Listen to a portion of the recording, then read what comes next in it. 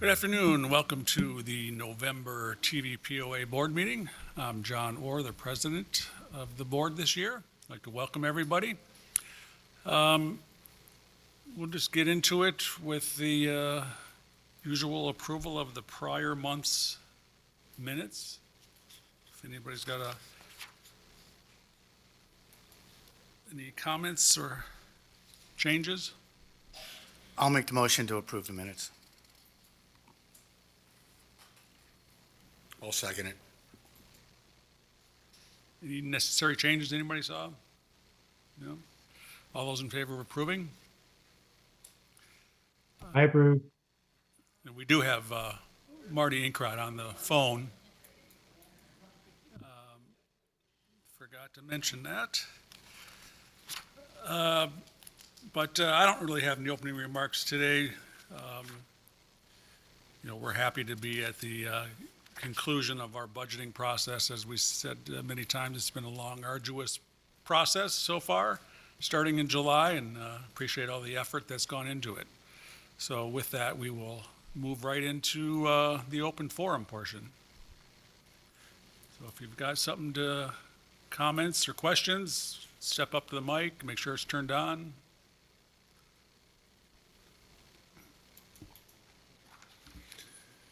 Good afternoon. My name is Bob Sawyer. I live in Coyote Hills. Excuse me. Dear POA board members, I do not agree with the boat slip increase of 3% for 2026. If you adopt the 3% increase, that will equal a 13.3% increase in boat slip fees over the last 2 years. There isn't another amenity that was hit with a 10% fee increase last year and then a 3% increase this year for 26. The boat slips have been turning a profit and contributed $990,000 over the last 5 years to the POA. The amenities are supposed to be pay to play, and the boaters are paying more than their fair share already. Over the last several years, the markup on per gallon of gas has increased from 50 cents to $1. The cost of operating the gas stocks has not doubled over the last several years. So why has the price increased on the TV boaters? This is nothing but a cost increase on the TV boaters because the POA can. The TV boaters are not demanding a larger gas storage tank. It is the POA that wants it so that the increase in gas dock profits is retained by the POA. The TV boaters should not pay for a larger gas tank project. The POA needs to fund this. The TV boaters shouldn't pay for any new software, hardware, or installation of new credit card readers at the gas stocks to allow the POA to charge TV boaters a lower price versus, non-TVA boaters. This should be funded by the POA and not the TV boaters. Because of the above points and the reasons provided by TV residents at the pre-budget meeting, I do not support the 3% increase of the boat slips. I have more, but if there's someone else that needs to talk, I'll sit down and come back later.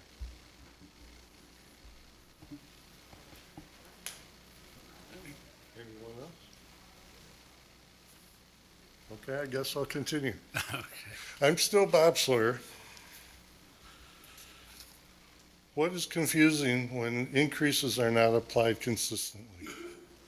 After watching the proposed departmental budget presentations, it was stated that golf cart rental fees were going to be increased by $1.50. That was the actual increase by the lease company, and that needed to be covered. It was then pointed out that we are still less than other places. However, one of the justifications for the boat slip 10% increase was that we were less than other places, not because there was an actual increase that needed to be covered. If that's a good justification for raising the boat slip fees, then it can work for the golf carts too. Raise it $2.50 instead of $1.50. If banking fees are increasing due to credit card usage, then there needs to be an increase in the charges for anyone using a credit card. If you use a credit card, then a surcharge is added to the cover. You don't go after other people for it. There seems to be several areas that are operating at a loss, but they are not being addressed directly. Other amenities are being increased to cover the shortages. The increase should be applied to where the losses are being generated. If something is causing a shortfall, then the price of whatever that item is should be increased to cover it. Thank you. Thank you. And are you? Hi, I'm George Luttrell. I live in Toco Greens. Full disclosure, I'm a member of PSAC, but what I'm about here to talk about today has nothing to do with PSAC. And it includes Tanasi, which has never been nor is currently a part of the PSAC scope. I got a degree in construction and started working for a large construction company as an estimator, a job that I did for about 10 to 12 years, and of course that provided a backbone for my entire career. And a number of things I learned about estimating is that estimates are a series of compensating errors. Hopefully they even out at the end. And I lost my train of thought there for a second. And the estimates are good at the time they are produced. The minute they're buttoned up and put in the book, it starts changing from there. Last month, Beth brought to the board some what I call bad news. And the bad news was that she was going to be over budget with the landscaping cost. There's two things that owners don't like. They don't like bad news and they don't like surprises. That was bad news, but it wasn't necessarily a surprise because she brought it up to FAC and the board as soon as she knew about it. Surprises are when they don't bring that stuff up. So I have a suggestion for the board going forward. By the way, I meant to thank all the board members, the ones that are retiring, Marty and John. Thank you very much. It's a thankless job, I know that. You've done well to put up with some of the withering criticism that you suffered over the last couple of years, so thank you very much. And you new guys, I think 3 of the 4 candidates are here now. Anyway, the suggestion I have is, and what I found out is when somebody brings you the bad news, you thank them for it, and you say, how can I help going forward? When you get a surprise, it's too late to do anything about it. And if you so-called shoot the messenger with the bad news, messengers won't bring you bad news anymore. So that's my suggestion. When you think about saying something or talking to somebody, say, is this bringing value to the discussion in a positive way? Tanasi is a fait accompli. Committee of 23 of our peers came up with that plan. The board approved it. It's a done deal. We just need to execute the best way we can. And seeing what Beth brought as possible compensating the cost, I thought was excellent. Thank you very much.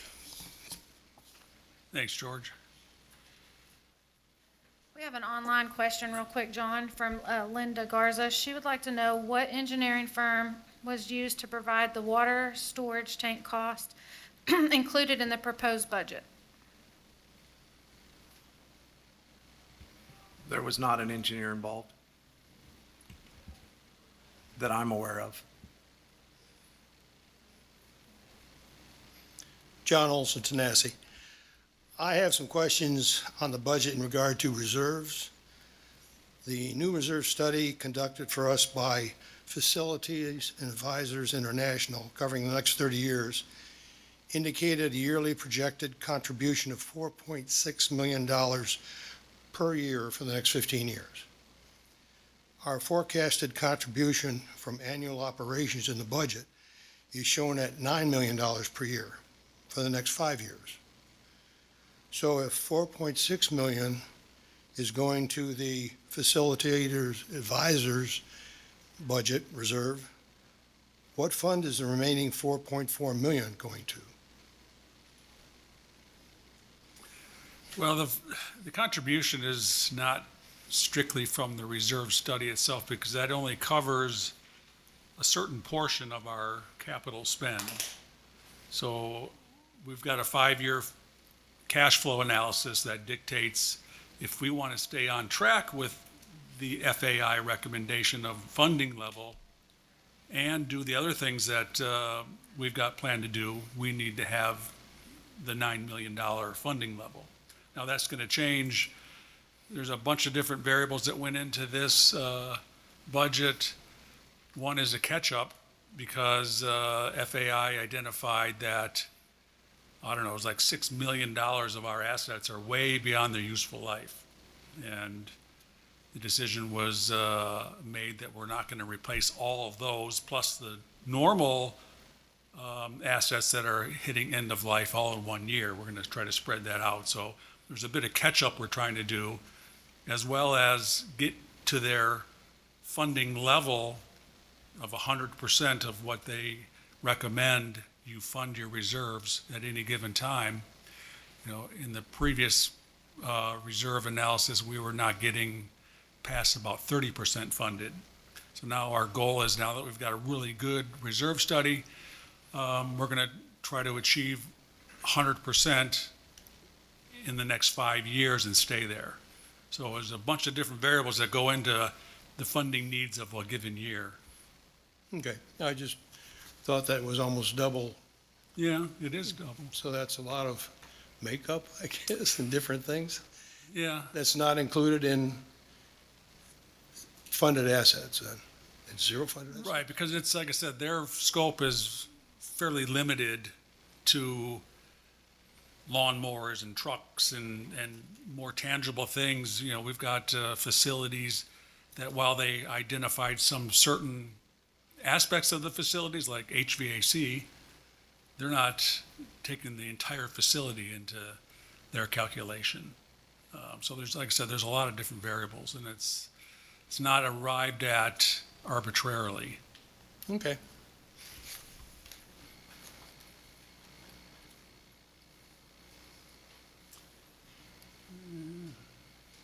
Anybody else? Okay. Well, I guess we can then proceed with our agenda, which is the budget. Judy's gonna, got a handful of slides, kind of an overview of budgets and rates that she's gonna present.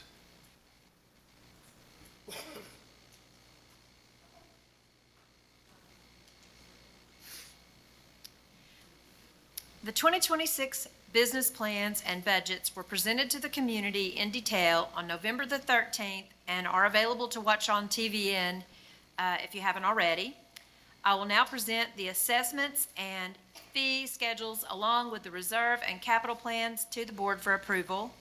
And then this will be followed by key motions to approve the 2026 budget. I think you're going to have to turn it. Thank you.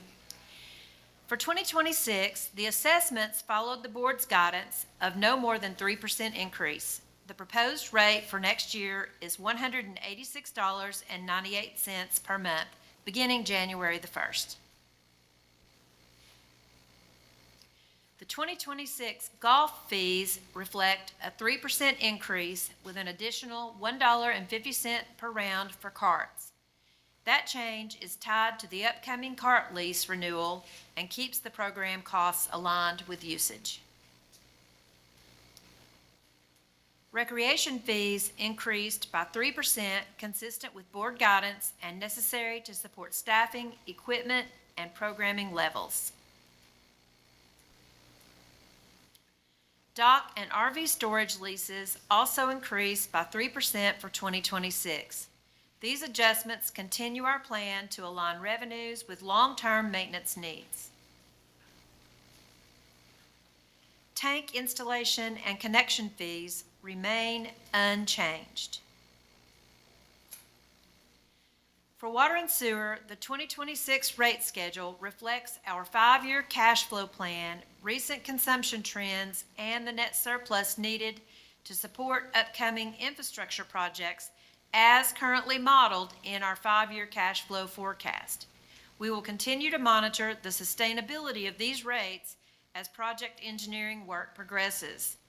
All residential households will see a decrease in their monthly utility bill under the proposed rates. These examples show how the 2026 rates affect typical households at different usage levels. Every system user will see meaningful reductions compared to 2025. This slide compares our proposed 2026 water and sewer bills to what customers pay outside the city of Loudoun. After the rate adjustments we've built into our plan, Tellico Village residents will pay substantially less, generally between 25% to 50% lower depending on usage. The 2026 operating budget meets the board's $9 million surplus target, maintains the 3% merit pool, and keeps operating expenses essentially flat. It reflects the return of Tanasi operations and steady participation across amenities. This slide summarizes the core operating budget for 2026. Overall, forecasted revenue and budgeted expenses align with our planning assumptions and support the surplus needed for our reserve plan. While wages increase year over year, that rise is primarily due to the additional staffing requirements for Tanasi's reopening. Our compensation assumptions remain consistent with board guidance. We maintained a 3% merit pool and incorporated it into the budget based on our existing staff at the time of the budget preparation. Here is a look at the 2026 forecasted operational revenue. Assessments and user fees stay within the 3% guidance unless supported by a business case. The largest revenue increase for 2026 is in food service, up about 17% with the return of Tanasi. On the other side, water and sewer revenues are lower due to the reduced surplus needed for the 5-year plan, and also utility tank installation revenue continues to taper off as we move closer to build out. Gas, recreation, and docks all reflect steady participation, with golf and recreation showing revenue growth above the 3% rate increase. That additional growth comes from strong utilization and program demand rather than higher rates. And I'll point out that assessments represent approximately 35% of our forecasted revenue for 2026. We achieved the board's target of a 10% reduction in amenity subsidies on a consolidated basis, excluding Tanasi. Food service reflects the near-term revenue shifts from the existing restaurants that we expect as Tanasi reopens. This slide shows how much each department contributes to reserves or the subsidy needed to support operations. The year-over-year change is driven mainly by 2 expected shifts: the planned reduction to water and sewer surpluses based on the water and sewer infrastructure project cash flow plan, and the near-term increases in food service subsidies as Tanasi reopens. The capital plan for 2026 totals $14.7 million. Largely driven by water sewer infrastructure projects and completion of the Tanasi rebuild. Smaller projects across departments make up the balance. This slide summarizes those other capital projects planned for 2026 outside of the water sewer infrastructure projects and the Tanasi rebuild. Across all departments, there are nearly 50 individual requests for vehicles, equipment, and facility improvements totaling about $2.9 million. These projects represent the routine reinvestment required to keep our amenities, buildings, vehicles, and infrastructure in good condition. This slide shows the consolidated reserve cash flow for the next 5 years. It brings together all planned capital spending, including water sewer infrastructure projects, the completion of Tanasi, and the routine departmental needs for equipment, vehicles, and building maintenance, along with our reserve study set-asides for the timing of expected and the timing of our expected grant reimbursements. With the planned $9 million annual contributions, reserves remain at or above the fully funded level throughout this period, even as we work through these major projects. This is a planning document and will continue to be updated as project estimates are refined. At the high level, it gives us a clear visibility into upcoming needs and positions us for some capacity to absorb adjustments as those estimates evolve or as unplanned issues arise. And this is the final slide. This slide highlights the major risks and opportunities in the long-term plan. The most significant risk is the uncertainty still built into the water sewer infrastructure project estimates. As engineering work continues, changes in scope, timing, or cost could affect future funding needs. We also face risk from unplanned asset failures, particularly given the $312 million in zero-funded assets in the reserve study, many of which are aging and could require attention sooner than expected. Both areas will need close monitoring. There are also opportunities. As project designs are refined, we may see cost efficiencies, improved scheduling, or operational savings.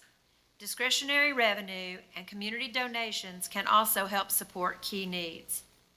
Recognizing both the risks and opportunities help us stay focused and flexible as we move through the next several years as major projects continue and our reinvestment in those projects. This concludes the overview of the 2026 assessments, fees, operating budget, and capital plan. We'll now return to each of the slides as the board considers the budget motions for approval. Before we do that, one comment, and I guess I would encourage folks to look at the November 13th presentation of the budget and the departmental videos, because that provides a lot more depth than what we've covered here. This is very high level and quick summary, but there was a lot of good information shared at those meetings and those videos. Was a fair amount of talk around this risk that we have with unfunded assets. So, I would encourage, I looked the other day and there's only about 500 views of that budget presentation. So I would encourage anybody that's got any interest in going a level deeper than what we just presented, please go look at that. But before we get to voting on the budget, I'd like to hear from the Finance Advisory Committee on their recommendation or not to approve this budget.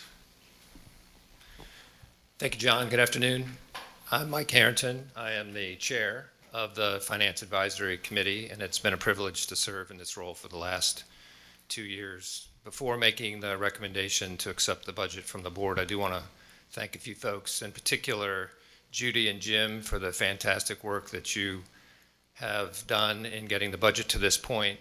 The entire POA staff who worked diligently for the last 6 months to develop the budget. And of course, I'd be remiss if I didn't thank the FAC for their efforts in working together to discuss the puts and takes as it relates to this particular budget. With that, John, and the board, I do want you to know that the FAC did unanimously agree to recommend this budget, including the underlying fees and assessments, and appreciate the opportunity to work collaboratively with you in developing the final budget that was presented today. So thank you. Thank you, Mike. I appreciate your groups and your individual contribution to this. So with that, we'll look for a motion. Since there's not a treasurer, I will be doing these motions. So the first motion is to increase the monthly assessment by 3% to $186.98 per month effective January 2026. Seconds. Second. A second. Any other discussion by the board? No. All those in favor?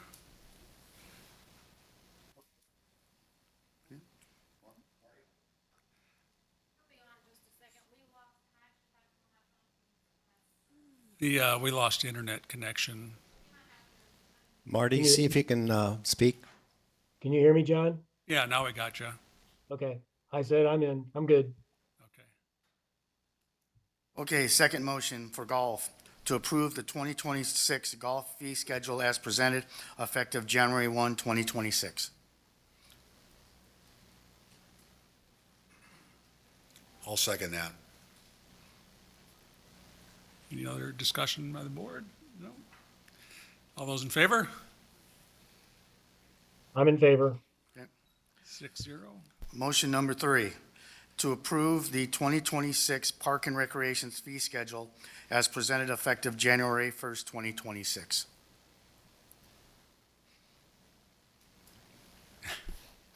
My turn. I'll second that. All those in favor of the Parks and Rec schedule for fees? I'm in favor. Next one is docks and RV storage. Motion to approve the 2025 docks and RV storage fee schedules as presented effective January 1st, 2026. I'll second that. All those in favor? I'm in favor. 5. Okay. Next motion is for water and sewer, to approve the 2026 water and sewer rate scheduled as presented effective January 1st, 2026. I'll second that.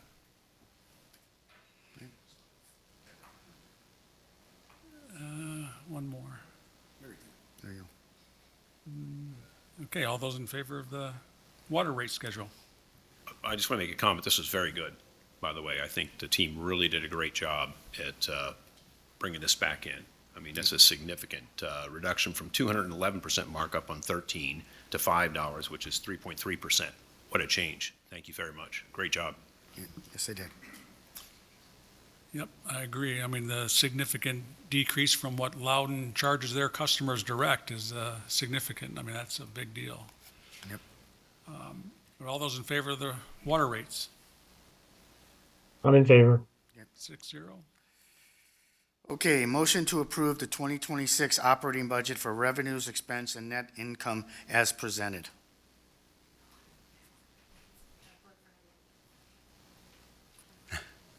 Whose turn is it? I guess it's mine. I'll second that. Okay, all those in favor of approving the operating expense budget? Is there a discussion? Sure. Okay. So there was a lot of discussions that we had about this. One of them was salary and wages. Salary and wages has been something that I've asked as a resident for a couple of years in a row and on the board. We went up approximately 55% in 5 years prior to this year, and never got an answer for why, or a breakdown of why we needed averaging over 10%, about 11% a year increase in salary and wages per year for 5 years in a row. That has not been resolved. We did have a target this year for 3%, but we're coming in at 6.7%, as she showed. So not only do we not have an answer for the last 5 years, but we're coming in 6.7 over a 3% goal this year. The set aside, as you brought up, is $2.5 million. We have identified, $2.9 million, I believe, for assets that need to be replaced, and I support that because it's been given with justification. I do not agree with having 2.5 million in assets to be replaced without identifying them other than based on the reserve study's useful life of those items. I think we should get to the point where we ask all of our people to be sure to identify items during the year that need to be replaced next year so we can have accurate accounting. Now, I understand that those items will probably need to be replaced in maybe 1, 2, 3 more years. I'm okay with that.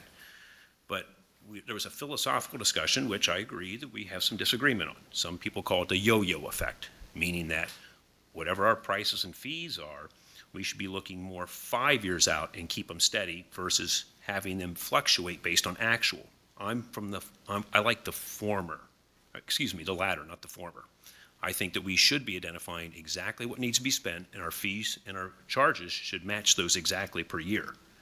I do not think that we should be saying over a 5-year period, we're going to charge a number for things that haven't been fully vetted. Why is that important? For some of these larger items that are TAP items. We're looking at replacing things versus repairing them. I do not feel it's been vetted, but we're collecting money at that rate, and I disagree.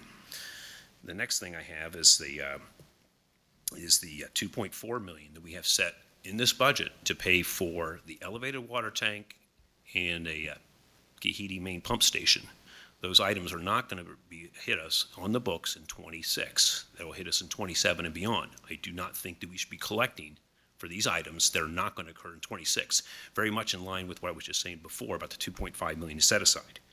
And even on smaller items, I have a number of items, but I'll just talk about these main ones, these main 4. But I just want to give one that's a smaller one. We have $100,000 for silverware, flatware, whatever for the Tanasi because they were burned. That should not have been in this budget. It should have been part of in my opinion, it should have been part of the total cost that insurance paid for us to replace it. Why do we have an $11.5 million build plan, but then take other expenses that should have been part of that, in my opinion, are being put in our operation budget? I don't agree. That's why I'll be voting no on this budget. Okay. Any other comments? Yeah, real quick. In 5 years, in 2019, we spent $19.4 million in expenses. This is the audited financials, not budgeted or anything else.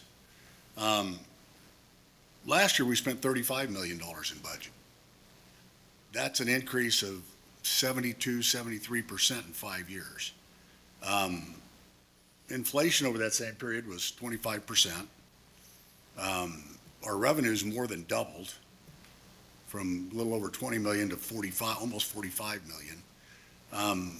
I just don't see how we're going to keep sustaining that rate for the villagers. There's got to be some savings someplace. There's got to be something better. A 72% increase in 5 years. Don't get me wrong, my life probably got a little bit better, but my household costs didn't go up 72% in that same period. Even though Joe Biden was president, we got a 25% increase. These are not sustainable numbers for expenditures and revenues. That's not, as I spoke with Dan Cooper about it, that wasn't the model that his Uncle John had for this place. And I don't know, I haven't been active enough in my prior years to really go through and look at all of this, but I wanted to go back and look at, the budgets are wonderful, we got to have a planning tool, but I went back and looked at the audited financials, which give the accurate numbers that we're dealing with. And I just don't see being able to sustain those spend rates. And that's without Tanasi or any of the tap work, very little tap. So what you're saying is revenues doubled, but our expenses only went up 70%. I say that's pretty good performance. I mean, the population's gone up dramatically since 2019 too, which is how we've been able to generate surpluses, because prior to 2020, very little surplus. We never had more than $2 million in the bank, and that's not going to solve very many problems today. So I think we're in much better financial condition now than, like I said, 2019. But point taken that, but I still say that if revenue goes up 30% more than expenses, that's a success in my book. And right now, revenue projected out is staying relatively flat, which is why we're trying to hold expenses relatively flat, because of that recognition that revenue is not going to be increasing like it has in the last 5 years. In looking at the 5-year budget book that I got from Judy, and thank you for that, before any changes on it, we were budgeting 26 million for this year, and right now we're at 27.5. So we missed our budget by $1.5 million. Looking at the books, and maybe there's something in there that defines it. So it went up a little bit more than we planned on. $1.5 million is a lot. I mean, that's, divided by 5, what is that, $30,000 Yeah, our goal was to hold it flat without Tanasi operations in there, and this does include Tanasi. 25 does? No, are you comparing 24 to 25? 25 to 25. And we also, I'd have to go back and try to remember what our 25 guidance was, but it was based on forecast last year rather than budget to budget. Does We that got it- sound right? I got From it in July 24 of to this year. 25? Well, I think he's questioning, 25 budget to 25 forecast? I thought he was Budget comparing to budget. 20, this is 25 budget to 26 budget. In 25 budget, you got 27.5 million. Yes. In the budget book, I've got 26 million. Oh, the same line was item. that the gain or something like that? Or was, In expenses. yeah. And I'm looking at the lines that are listed, and they're all, there's no gains. I don't listed have the on budget this. book on. So it raises a question as to how we're aligning with what our forecasts are, and whether or not there's an opportunity to recover some of this. I know it's late in the year. This year it's probably not going to happen, but maybe it's an opportunity for next year. But I think the forecast is to do better than the budget, isn't it, this year? Yeah, so far year to date, every month I've been doing the reporting, we're ahead of the budget Right. in a variety of ways. And I'll present that later. We'll see where we are through the end of October. Judy, just a quick question. So Mike's referring to the revenue increase. Does this revenue increase include the water and sewer fees? Let's look at the Yeah. next. It does? Yeah, Okay. yes, it does. It includes, let's see, which slide is it? Well, there's one that has the revenues on it. It's before that. Yeah, there you go. Right. So assessments are going up 3%. We didn't increase our forecasted number of consumers. We just increased the rate on that one. The water and sewer rates are going down based on our reduced net surplus goal. The utility tank installations are obviously going to go down as we approach build-out. We're not going to be selling as many new permits for that.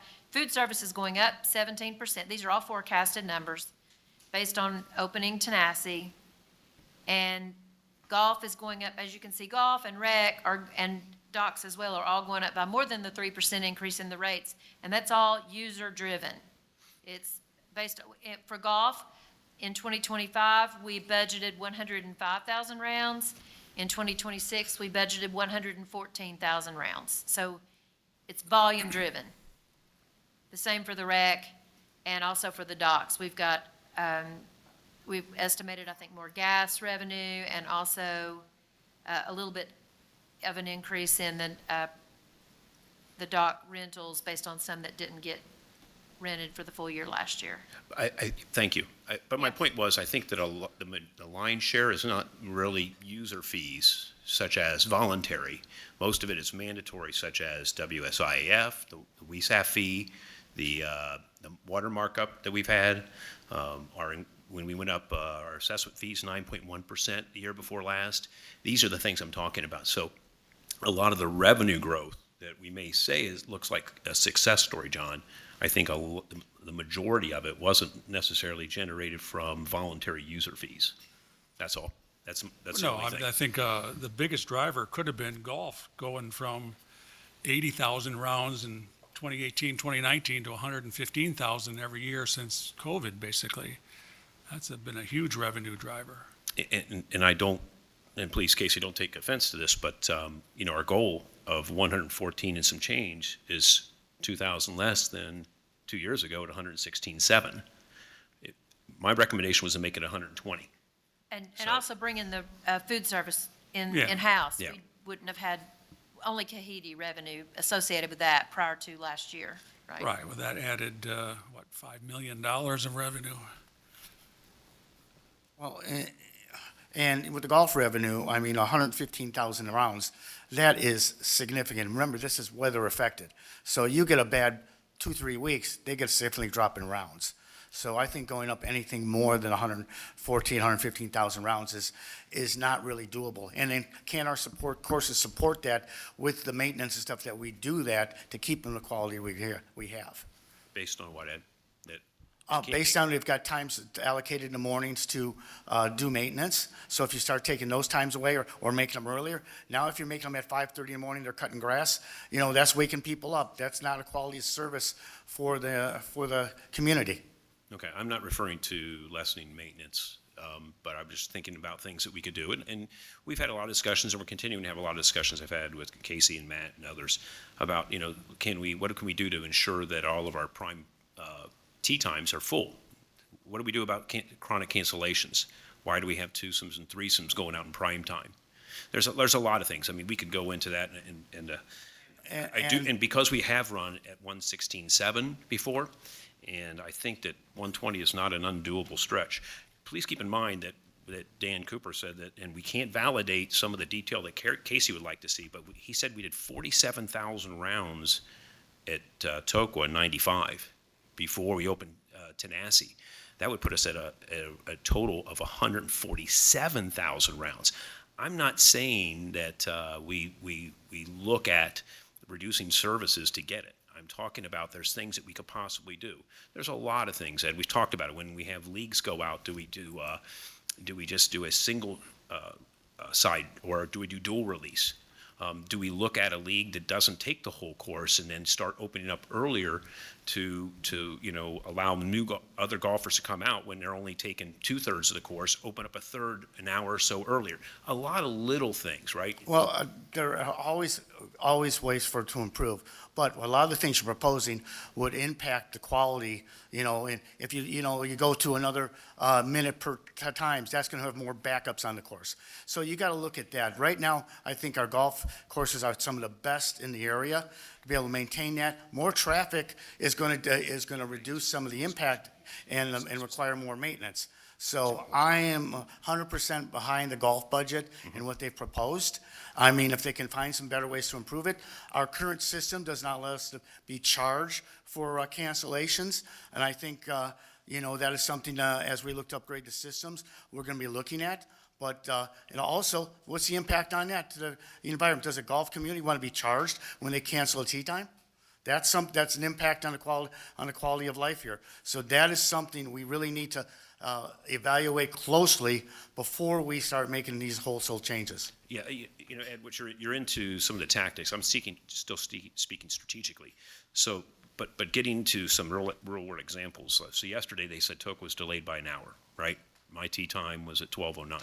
This first one was supposed to be 10 o'clock. So I got there, they said, are we running late? They said, a little bit behind. I went off on time. How did you get 3 hours caught up in just over 2? Was it, there were some cancellations in there? May have been, right? Could have been. Was it the whole number? I don't know. But maybe if it doesn't turn out that maybe everybody didn't cancel, that there was just some best practices put in place, some things that were done based on need.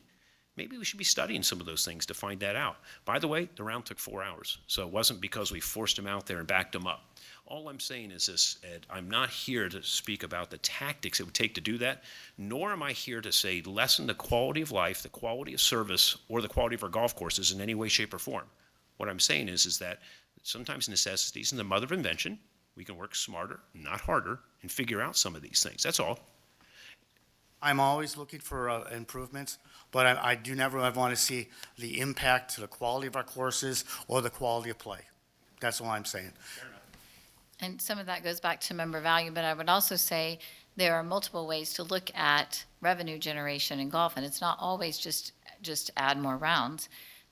If you've looked at Casey's business plan for the ROI on golf simulators at Tanasi, maybe we should support that and get behind that program, because that's another way to bring revenue in that doesn't create wear and tear on our courses.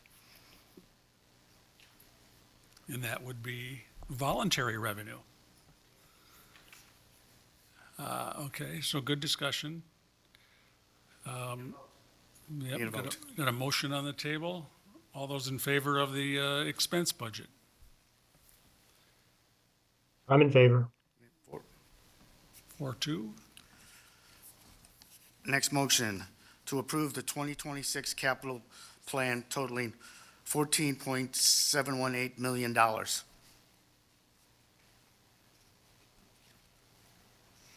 there a second?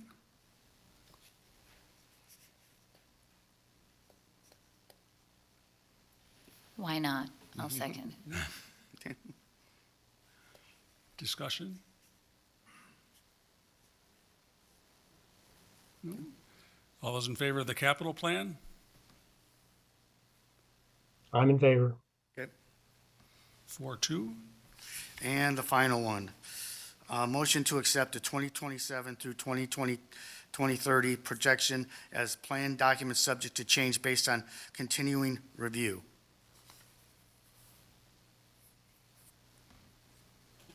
You know what? I'll just second that one too. So I think what was said is that upon continued review, because I think I don't want to be redundant, but the 2.5 million is what I was talking about. In the future, I'd like to see the numbers be put up into what's actually planned, not just a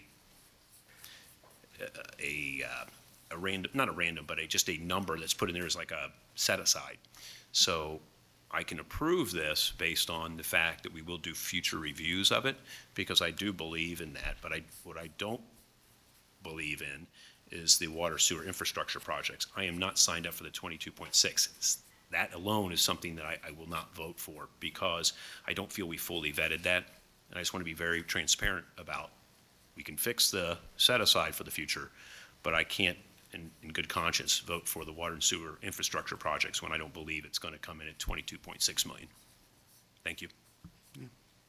This is subject to further review, correct? Yeah. I'm not even sure it requires a vote to approve a projection. That's kind of magical thinking. I was wondering, could you tell me what the stock market's going to do tomorrow? Yeah. I don't recall voting on this, and We did. We did? This was the same ratifications that we had, resolution votes that we had last year. Mr. Braddock put this on here to say, to accept 27 through 30 projection as a planning document, Yeah. subject to change based on continued review. Just I'm not this sure we as have an to vote on a approach. plan. I don't think we do, just because typically we would vote to spend money, or not spend money, I guess, in some cases, but to approve a planning document that's going to Yeah. assuredly change every single year, I'm not sure what a vote even does. Yeah. Well, Just for and- clarification, it doesn't say approve it, it just says accept it as a planning document. Yep. So Yeah. whether that requires a vote or not, I mean, maybe it Yeah, just to accept requires it. consensus. Yeah, except, so, I not to mean, approve it. be honest with you, we're gonna vote on the budget every year anyway, no matter what the document says. Yeah. So, it's like, it's kind of a moot point. Well, yeah, I could accept that this is the current projection. Yeah. I don't know that, what everybody else thinks about saying that we accept what finance has brought forward as their current projection. The 5-year cash flow is part of the budget book, just if that is related, as a planning tool. Yeah. Okay, all those in favor of accepting the planning tool? I'm good. Okay. John, I'd like to make one other comment too, just to kind of go with what Mike has been saying as well as Joel. But even in approving the capital plan, that's not necessarily, that does not say that those projects have been approved. So if something comes up between now and then that says, hey, we don't need to do this, or we need to do it a different way, that option is still out there. This is just saying, to the best of our knowledge today, this is our planned spend. And there may be other items that may come up as a surprise that are more expensive than original capital plans too. Right. So yeah, the capital budget does not approve those individual projects, just the budget. Each project then comes to the board when it's ready. Okay, thanks, Marty. I guess that's the end of the budget. Can I ask Judy a question real quick? Are we going to, looking at the Tanasi rebuild, are we going to spend $7 million through the end of this year on the Tanasi rebuild? Or It's, the budget for completion as of the end of the year is, that's the whole number. 3,993,000 is the estimated cost to complete it Okay, so we're going to spend about 8 this year then? through the end of 2025? Yes. Yes. Okay. Yeah. Okay. Well, I guess we can turn it over to Scott to fill us in on the Tanasi rebuild.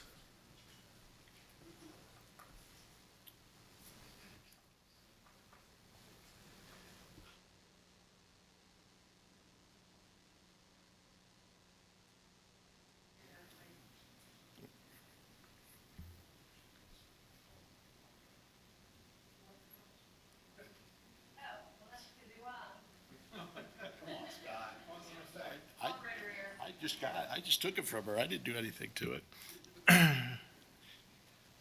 Thank you, John. Here we go. Oh, let's go the other way. So for Tanasi, for those of you that have driven by or walked by from playing around a golf or whatever, we've made considerable progress over the last month. We've got all of our structural steel is now complete for the buildings and the patio. That was still under construction last month. We've got all of our sprinkler piping in the cart barn and most of it in the pro shop. There's 1 or 2 areas that we can't install until we finish up with some of the other items going in, some of the HVAC and all. Our HVAC guys and our sprinkler guys are working together very well because every once in a while, the sprinkler line is right where the HVAC ductwork wants to go. We actually had a couple of them ask, why can't I just run the sprinkler line right through the middle of the ductwork and that way we won't be taking up any of your space? Obviously, that doesn't work. So we've started the sprinkler piping in the restaurant as well. The roof installation and the membrane is installed on both the pro shop and the restaurant. We're working on, by the end of next week, we'll have the breezeway finished as well. So basically what we have to do is we have to put about 2 layers of insulation, and then we put a membrane over top of that on the roof, and then all the roof penetrations get sealed. So we are dried in both the pro shop and the restaurant, with the exception of the windows. We have the window frames are measured and should be installed next week. And then once we get the window frames in, we can then measure those for the exact fit and then order the windows. The windows are very special windows because we've got such big window spaces. They have to be tinted and they have to have certain coatings and fill in them in order to meet the energy efficiency requirements. So there'll be a lot of windows. Anybody that's gone by there, you can see how big the windows are. And if you look in the restaurant and the bar especially, they are floor to ceiling windows. The pro shop waterproofing is complete. We've got masonry underway. Again, if you've been by there, you'll see that the brickwork is pretty much done around the back of the pro shop. The front of the pro shop, we'll get some stonework. That's supposed to start next week, so you'll be able to see what the exterior finishes will look like. And then we are also putting on some of the siding. Will go around the eyebrows and around the parapets, so that should be going up in the next couple of weeks as well. Spray foam insulation in the cart barn is complete, and we've got fiberglass insulation throughout the pro shop, and we're actually putting up drywall. So we have made a considerable amount of progress there. Grading stone in the binder is in for the restaurant parking lot. So we now have both parking lots completed for the first coat. Landscape insulation, we've got that over on the pro shop parking lot side. So we've finished all the landscaping over there. So the board approved that last month, and Beth and Jeff did a great job of getting the landscaper out there. And we wanted to get especially the big trees and the shrubs in this fall so that they really root and do a better job, do a really good job of getting settled there. I think Beth's going to come to you next month to approve the large landscaping to go behind the 9th green so we can get that in this year rather than wait till the spring. It's better for the trees and the big shrubs.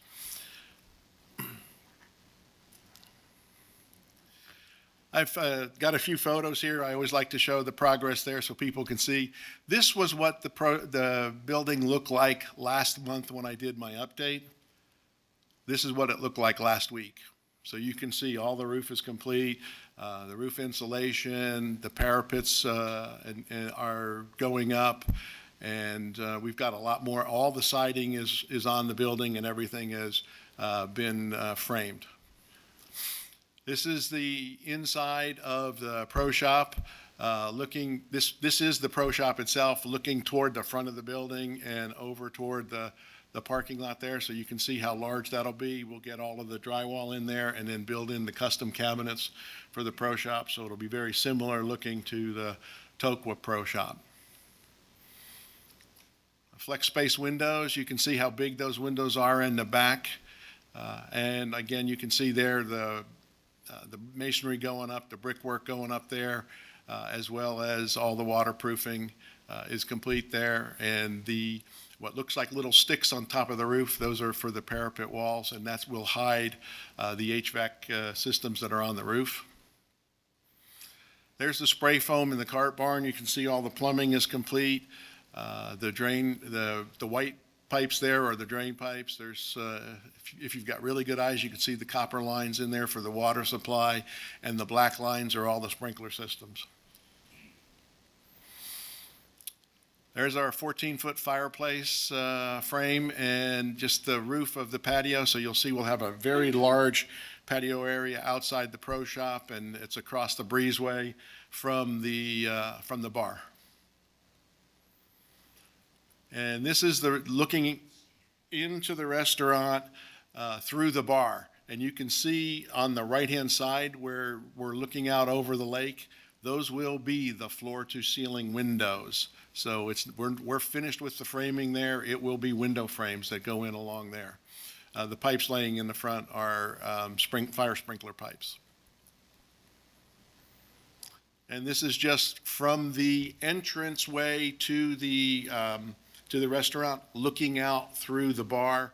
And again, you can see very large space there and nice open windows. The views will be spectacular when this is reopened.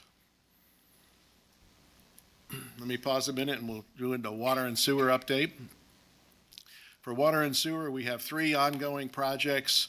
The main pump station, the contractor mobilized on October 20th. They have been doing site clearing. They've got all the silt fences in.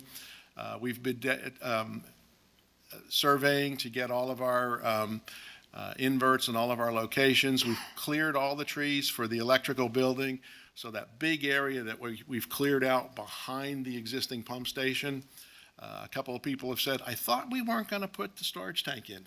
We are not putting the storage tank in. That is for the electrical building over there. We've got the site grading started, and we will be working on the stormwater basin starting next week. The pumps, the surge tank, and odor control. The pumps and the surge tank are both imported from Europe, so they're long lead items and take a little bit of shipping time, so we need to order those this month. Odor control system is a 30-week delivery, and we need to get that in for startup, so we'll be ordering that as well this month. The elevated water storage tank, that project right now is on hold again, pending the release of the technical memo to PSAC and the board. They did issue the technical memo earlier this week. I sent it out to PSAC, and we'll be reviewing that at the next meeting. Jacobs continues to recommend the elevated water tank for both adequate pressure and fire water flow. We are looking at doing some additional engineering, or perhaps even looking at a different engineering firm to validate that and do a peer review on Jacobs' recommendations, so that we might make a different selection there. The Kahidi Pump Station, Jacobs gave us the presentation for the 10% preliminary engineering report to PSAC.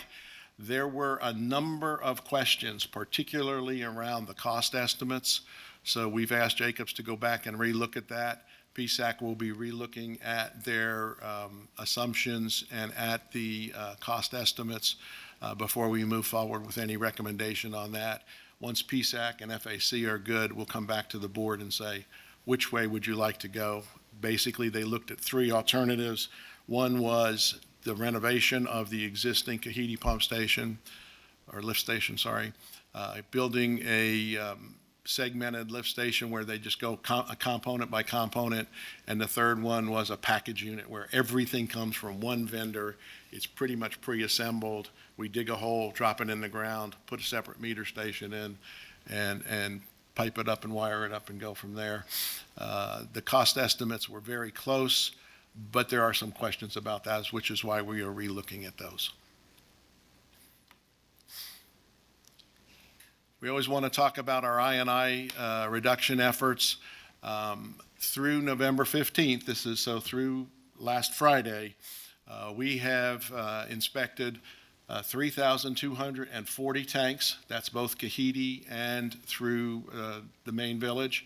We finished in Tokwa. We've now moved across the street over to Chota. And we have done 811 tanks. We are up to date with the exception of what we found last week. So we are staying every 2 weeks. We're finding about, every week we find about 10 or 12 tanks, and every 2 weeks Marty sends his crew out there to go ahead and install the extensions. So we're staying right up to date on that. That gives us, we're about 55% of the way through the village on the inspections, and according to the guidelines here, we're about 45% done on the remediation. But what we're finding is that so far, Kahidi, we were at about 36% of the tanks needed to be extensions. We're at 24% through the main village, which was a little surprising because we just went through Tokwa, which is the oldest neighborhood, and didn't find a lot, or it didn't increase our percentage of tanks that needed to be elevated. We have found a couple where we're going to work with the homeowner in adjusting the terrain around their tank, and in order to prevent some I&I from that, occurring at those tanks. All in all, I think we're making tremendous progress on this. And as I said, we've also been, as we find damaged lids, we're replacing those. We've got right at 200 lids, which is about a four-year supply of what we would have otherwise done and all. So, Scott, before you any do questions? that, quick question. Absolutely. At roughly. Mike, please. Yeah, sure. Sorry. Quick question for Scott, this is David Taylor. If you stay at approximately the same progress rate, approximately when would you expect to be done? Just a month? Yeah.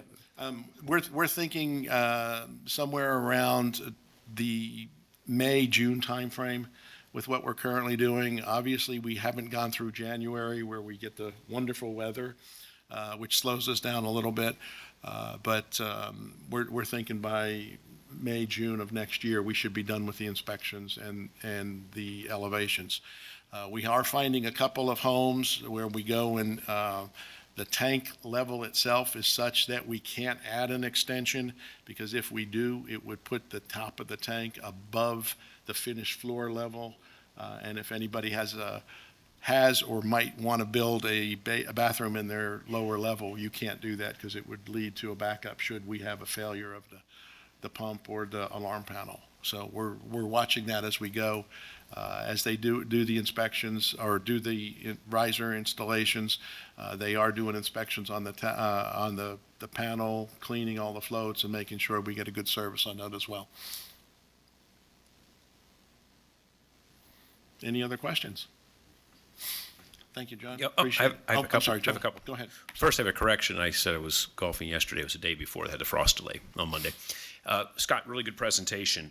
Just a couple quick questions. The sprinkler requirements for the carts in the cart barn, are we matched the, I don't know what ESFR or early suppression fast response sprinklers we're using. Do you know which one they are, like K25, K13? I don't have the actual sprinkler head. It is designed specifically for that and was approved by the state fire marshal, by the fire engineer, and we also have gas detectors in there to get early warning. So if there's any off-gassing of materials from the lithium-ion batteries, hopefully we could get into it get an alarm before we get a fire and go in there. So the reason I ask is I know that I've seen some, like maybe dry halon or some different type of fire suppression with lithium-ion batteries. When I was previously working at Honda, we took all of them out of our warehouse because none of our warehouse sprinkler systems, even though we upgraded them all to ESFR, couldn't keep up with the batteries. So I'm glad to hear that you've gotten approval for that. We also, in addition, it's a tremendous amount of water going in there, and we have a separate way of putting extra water in as well, should that be the case. The other thing that we do have on that, which is kind of interesting, is that we have glass paneled garage doors.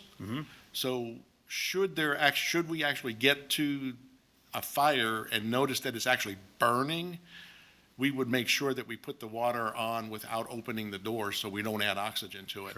So while it was an architectural feature, it also turns out to be an interesting fire safety feature as well. They have a fusible link on them? The doors automatically close? I mean, will they close down based on a fire alarm or what have you? Do you know if they're wired? They're not wired to do that, because if they're open and the fire department wants to go in there and fight it, it would already be open, because there's no way for us to shut off all of the air into that room. Okay, just something we need to look into, because all of our doors were wired, that if a fire came in, because our warehouses were so large, we would actually, if one fire was in one warehouse, we'd shut down the door automatically with keep the fire it from the other one. Yeah, something to think got about. it. Yeah. As far as the Jacobs is still supporting the elevated water tank, I know that their early studies did not include the enhancements we made with the 1 million gallon tank on Watt Cemetery Road and the Von Orr booster station. But my question isn't about low pressure. I know that their initial studies actually showed high pressure concerns, and it was done before these enhancements. The reason I bring it up, last week, I'm at below 850. And my pipes start rumbling and what have you. And I've already blown out my refrigerator ice maker. I've already replaced a PRV, and then you were nice enough to share that you have 2 PRVs as kind of like a backup. Is anybody looking at the concern of having high pressure problems? Part of their hydraulic modeling, they did identify some areas where there was potential high pressure issues, as well as the low pressure issues. They did look at the updated model that they've done, and the updated hydraulic study that they did takes into account all the improvements and all the items that we had identified as potential errors in their first run. So they've looked at that, and yes, they did highlight areas. Now, they didn't have any that were above 130, and part of that is 130 PSI is pretty much what we're getting delivered today at Poplar Ridge. From LUB. Now, and that Poplar Ridge meter station is at 830 elevation. So it comes in at 830. I live, just like you, right on the lake, so I'm down at the same situation, and that's why I put that second pressure regulator in. Yeah, I wouldn't go to the bank on the little meter I put on my outdoor hose. It was 160. And it scared me. It was like, oh my gosh, that is huge. That is very high. I would find that just about impossible because it's coming in at 120. So and if you're at 830 and it's coming in at 120, you can't have 160. No, it's coming in at 120 PSI at 830, at 830 elevation for the Poplar Ridge.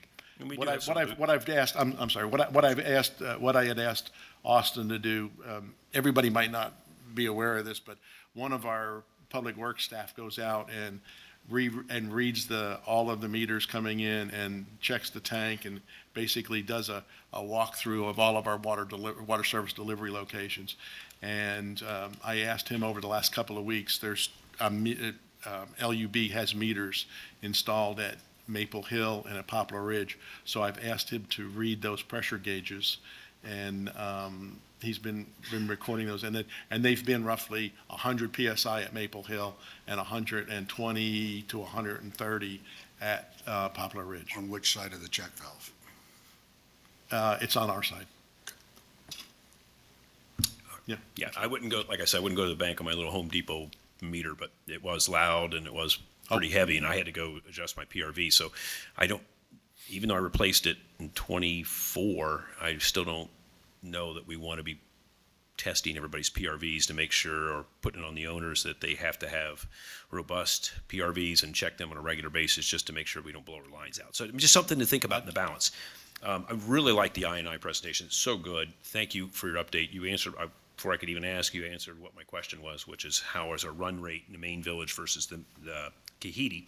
Because I think we estimated on low 30%. I think it was 33 to 36% in Kahidi, and we're running at 24 now.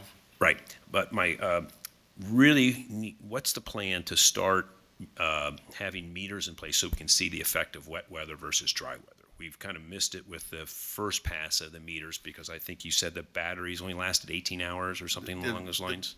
We're not looking to do any more than what we've got at Kahidi. We're using Kahidi as the test bed and getting that data. With what kind of meter?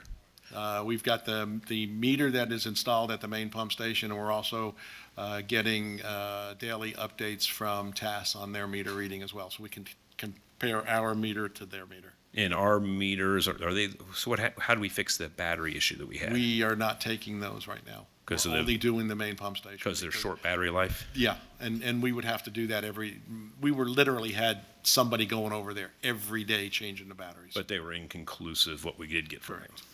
Okay, thank you. Hey, Scott, first of all, thank you for the I&I stuff. Appreciate that. That's pretty cool. Do we have an opening date for Tanasi? No. The world wants to know when they get to play in their game. It's a great question. It's something I should have said in my presentation. Right now, Skylar is planning on doing a soft opening, and I don't know who he's planning on inviting for the soft opening. I'll let him answer that question, but that would be June 1st, and we would have a 30-day soft opening period where he's training staff and going there. So basically, that says I have to be finished with Tanasi by, let's say, Memorial Day or May 31st, so he can start on that. And then his budget has a June or July 1 start. I had been reporting in previous meetings that we were about 60 days behind. We are now less than 30 days behind our schedule.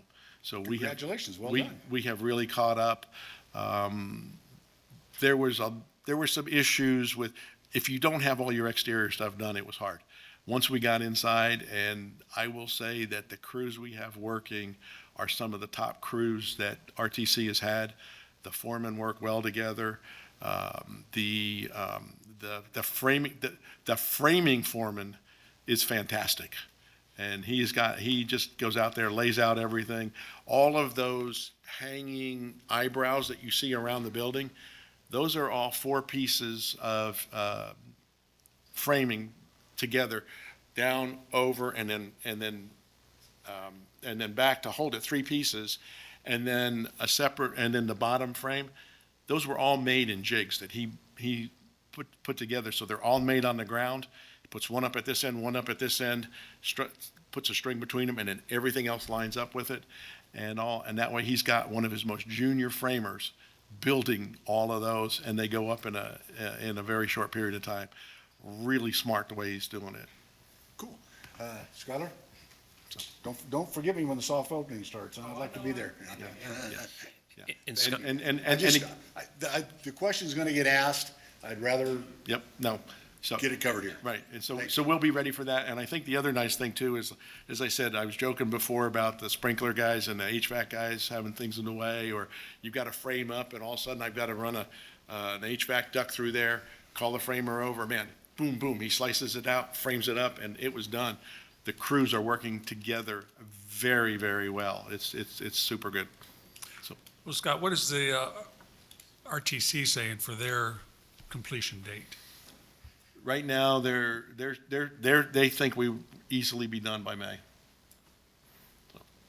Okay. And again, they moved their construction trailer today so they can finish out the grading around the side of the building. That'll allow us to get the rest of the concrete work that we need done and get the rest of all the flat work done. And as you can see, we've got a lot of the brickwork done on the pro shop, and we'll be starting the stonework, and they'll be starting the siding in the next week or so. I was glad to see the exterior stuff's been going 7 days a week, take advantage of the good weather this last couple of weeks. They were taking advantage of the good weather, and the crews were not as big as we had hoped. They'll be having more masons on, and we're bringing in 2 separate stonework crews in addition to the masonry crews that are doing the brick. Do you know if the cart path, when they're planning on finishing that? We have to, as soon as we finish the grading on the building and get it all cleaned up from the mess that the masons always make, we'll be getting down around and we'll be finishing the grading there, and then that'll allow us to finish the cart path. The lower level, I don't have an actual date on that. It'll probably be right around in January sometime. Yeah. Before next boating season, Mike. Yeah, you're not the only one that's asked that question. What about the pro shops? We are working to try and get the pro shop opened before we finish the restaurant. The difficulty there, we've got a couple of issues. One is all the water comes into the restaurant. All the water for the facility comes into the restaurant, including the sprinkler system water. So I have to get all the sprinklers up. I have to get all of the plumbing, the water side of the plumbing completely inspected and ready to go. All the electrical comes into the pro shop, actually the cart barn. So we have to get concurrence from the plumbing inspector here in Loudon, the electrical inspector who's a state of Tennessee inspector, and I have to get concurrence from RTC, because if we want to start using part of the building while they're in the other part, they're still responsible. What happens if we have a cart fire? Who's responsible for fixing it if we're in there and encourage them to do that? So there's some logistics that we have to work out there, but we're working on that. Okay. Question, Joel? I just want to make sure we're finished with Tanasi. Yeah, I'm done. Okay, I just want to go back to this. Just a reminder for everybody that may not know what we're trying to accomplish here.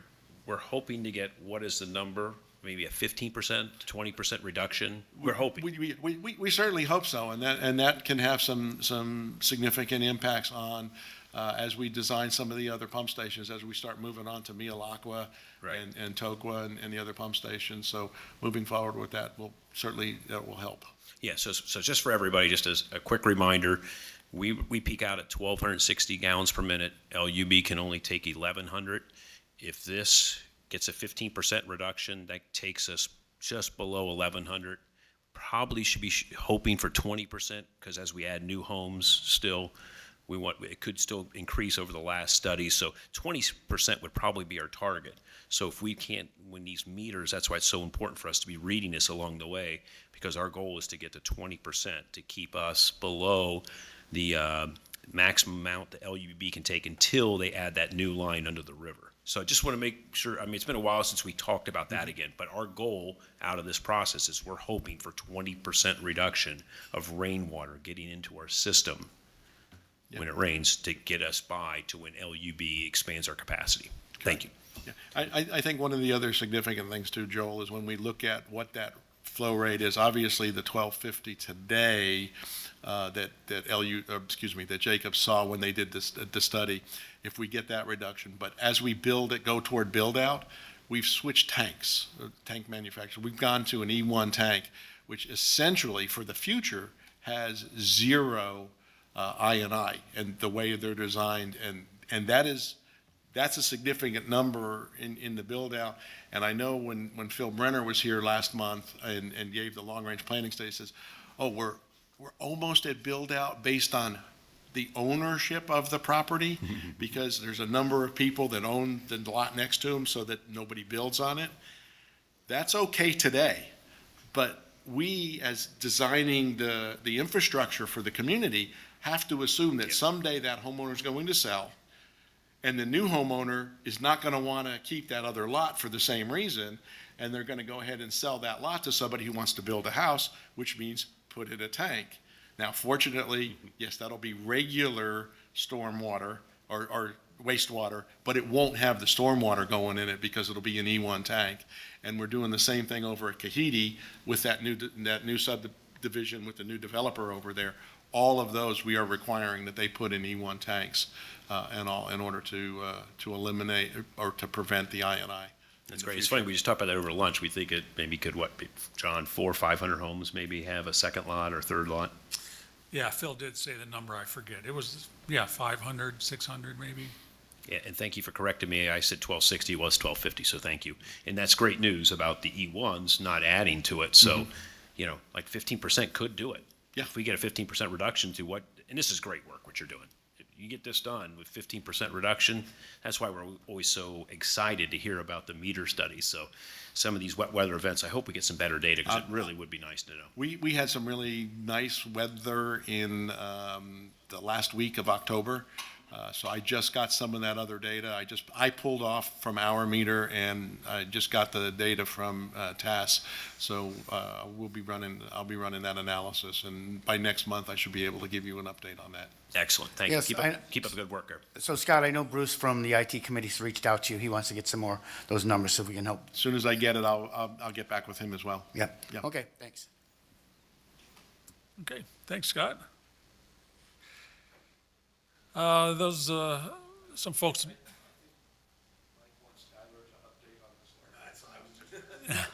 No.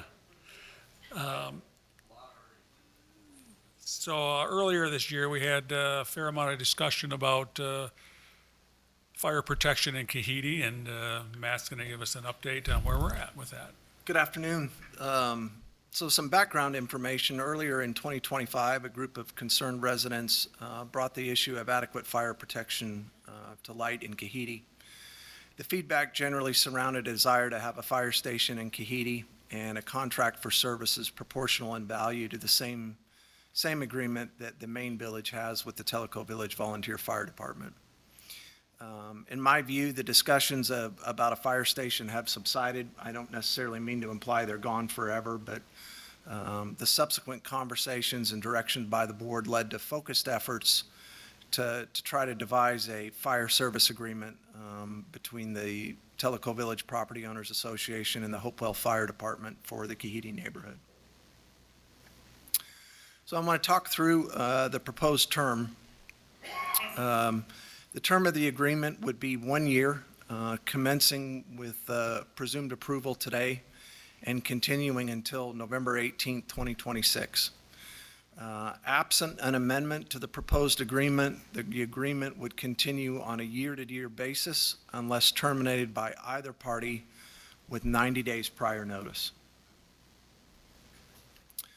So the scope of services, obviously, the Hopewell Fire Department provides fire services for an area much larger than Kahidi, but as to the agreement with Tellico Village, it would be to provide fire service to Kahidi. Note, this agreement specifically identifies the Hopewell Volunteer Fire Department as an independent contractor, okay? So I just want to make sure this does not give the Tellico Village Property Owners Association, me, the Board of Directors, or anyone else the authority to dictate the means and methods for providing fire services. It's just, we're paying you for a service. How you accomplish that is up to the management and direction of the Hopewell Fire Department. From a compensation standpoint, the first payment is to occur January 1, 2026, and continue monthly on or before the 8th day of each month. The basis of compensation is $2.10 per month per residential water meter located in Kahidi as of the billing cycle in November of the previous year. So by way of example, as of the month closing October 2025, there were 649 residential water meters in Kahidi. If the basis of compensation was October, which it's not, November will be, the payments would be computed as follows: 649 residential water meters times $2.10 a month would be a payment of $1,353 a month, or $16,355 a year. So why are we using water meters? It's simple and easy to verify, okay? If someone wants to argue, well, there's this many lots, my point would be yes, but not all lots have structures on them. Where there is a water meter, there is a structure. And I would also say that the benefit of doing it on the basis of meters is that, as I'm speculating, 20, 25 houses are built in Kahidi every year, that will result in an additional payment. The basis of the increase will be not only the new number of water meters that show up over the course of a year, but also a CPI adjustment to the $2.10 per month per residential water meter. So as to the compensation, it's understood that the Hopewell Volunteer Fire Department will obligate the Hopewell Fire Department to provide the goods and services to ensure that Kahidi first responders have the supplies and materials they need. So I just want to make clear, there is the Hopewell Fire Department, and there are a group of volunteers who provide first responder service. Now, first responder, if you're not familiar, generally, they're showing up before the ambulance can get there, generally for a medical call. And the Kahidi first responders have been receiving direct financial support from the POA for I don't know how long, I might guess decades. It isn't a recent arrangement. But with this arrangement, the Kahidi first responders, for lack of a better term, will have to be fed by the Hopewell Volunteer Fire Department through this monthly and in total annual contribution. The Hopewell Fire Department is obligated to maintain 5 certified firefighters to ensure the payment. I understand from this morning that they have quite a few more than that. But should they ever fall below 5 certified volunteer fire departments, the contract obligates a discussion and the ability to correct that.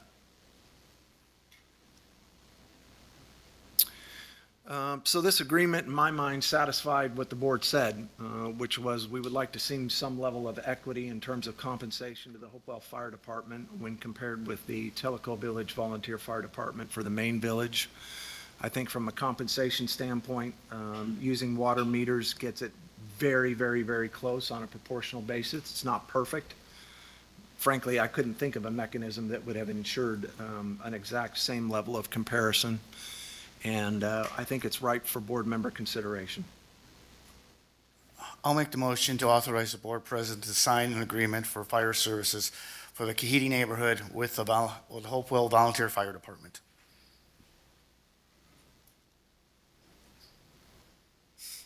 I'd like to amend that to include the year-to-year with a 90-day exclusion clause in that space, or is that part of this? That was part of the revised presentation. I'll make sure that gets I'll fixed. second that. Just to confirm that this agreement is almost identical to the agreement we have with the main village, Tellico Village Volunteer Fire Department. It is. There are some unique elements of the Tellico Village Volunteer Fire Department. For instance, we're leasing the land.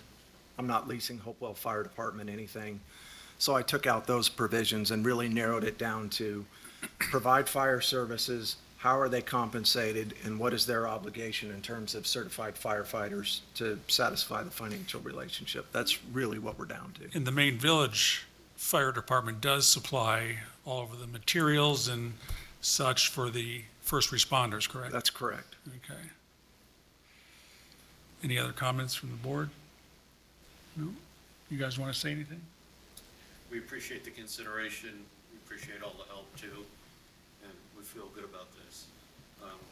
Why don't you maybe just say a word on the mic so people can hear you?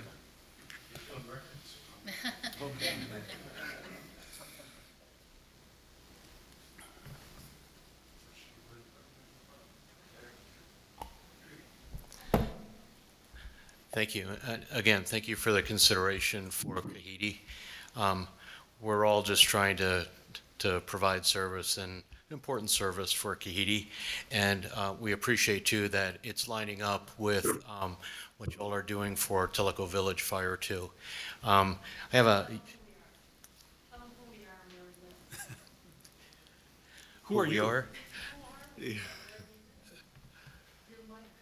Oh, I'm, okay. Okay, okay. I am Mike Click, I'm in Kahiti. Dave Lang is another firefighter, another captain on the officer side. Ginger McDonald is our lead EMR and has been working that for quite a few years and is very active. And actually, I was going there. She is a trained firefighter also, and did her first structure fire just last week, actually. But we are very active. We're trying to provide a nice service for them. We appreciate your consideration here and your help. Hopewell is, I've been there, I guess about 2 years now coming up, and it's shocking as to what they don't have and the cost of things nowadays. So this truly does help us in providing not just a service to Kahiti, which is our main emphasis, no doubt, and our biggest emphasis, but also the community, which needs the help too. So we're very fortunate that we get to help both parties there, but now with your support and your efforts. So thank you all for working towards this. We appreciate it greatly. Okay, thanks. Any other? Okay, with that, we'll just ask for approval of the proposed motion. All those in favor? I approve. 6-0. Then we have the general manager report. Yep, I wanted to preface just real quick on the general manager report. I received an email from a resident who said, "Your general manager report's terrible." And yeah, it was straight and to the point, and I understood that. It would be helpful for me to explain just a little bit. A mentor of mine in Wichita Falls, Texas, who was probably a city manager for 40 years, made real clear to me that this is a board meeting, okay? This is not for you to talk. If you're asked, speak. If you're not asked a question, sit quietly. The best meetings are the ones when you don't speak. And I found that to be true. And in just the same manner, when I conduct my directors' meetings with the directors on the day prior to a board meeting, I would not want a board member coming into that meeting and yammering. So I'm offering the same courteous, which is this is a board meeting, it's a policy-making meeting, and I generally try not to yammer, even though I'm doing exactly that right now. But I'm coming around the barn to a point. The gentleman listed a number of things that he was curious about. I wanted to know about an update. I think even one of them was the Hopewell Volunteer Fire Department discussion. And I just want to make abundantly clear, my email address is M like Mary, my first name's Matt, M like Matt, Benoit, B like boy, E, N like Nancy, OIT, @tvpoa.org. I answer emails from residents, I wouldn't say all the time, but when I get them, I try to answer them. Now, I'm going to tell you this. If you want an answer and you need it yesterday, HelpSpot's the way to go. If you're curious about something and you're curious about what I believe might happen or not happen, I am happy to answer that email. Like I said, if you needed the answer yesterday, I'm not your guy. There's a better way to do that. But if you're curious, and there are things on your mind, I would be happy to answer an email. I do it from time to time. A lot of people don't necessarily realize that even at this point in the meeting, I would speculate we're about halfway through. So if I spent 15, 20 minutes yammering, again, like I'm doing, I acknowledge, you got to recognize that there's a whole lot of meeting in front of us. We've got several capital requests today that are important. We've got Judy's financial report, which is important. If I yammer too much, there's generally a group showing up here for a 5 o'clock meeting, and at 4:45, they'll bust the door down. People don't realize necessarily that this isn't our room for the balance of the evening.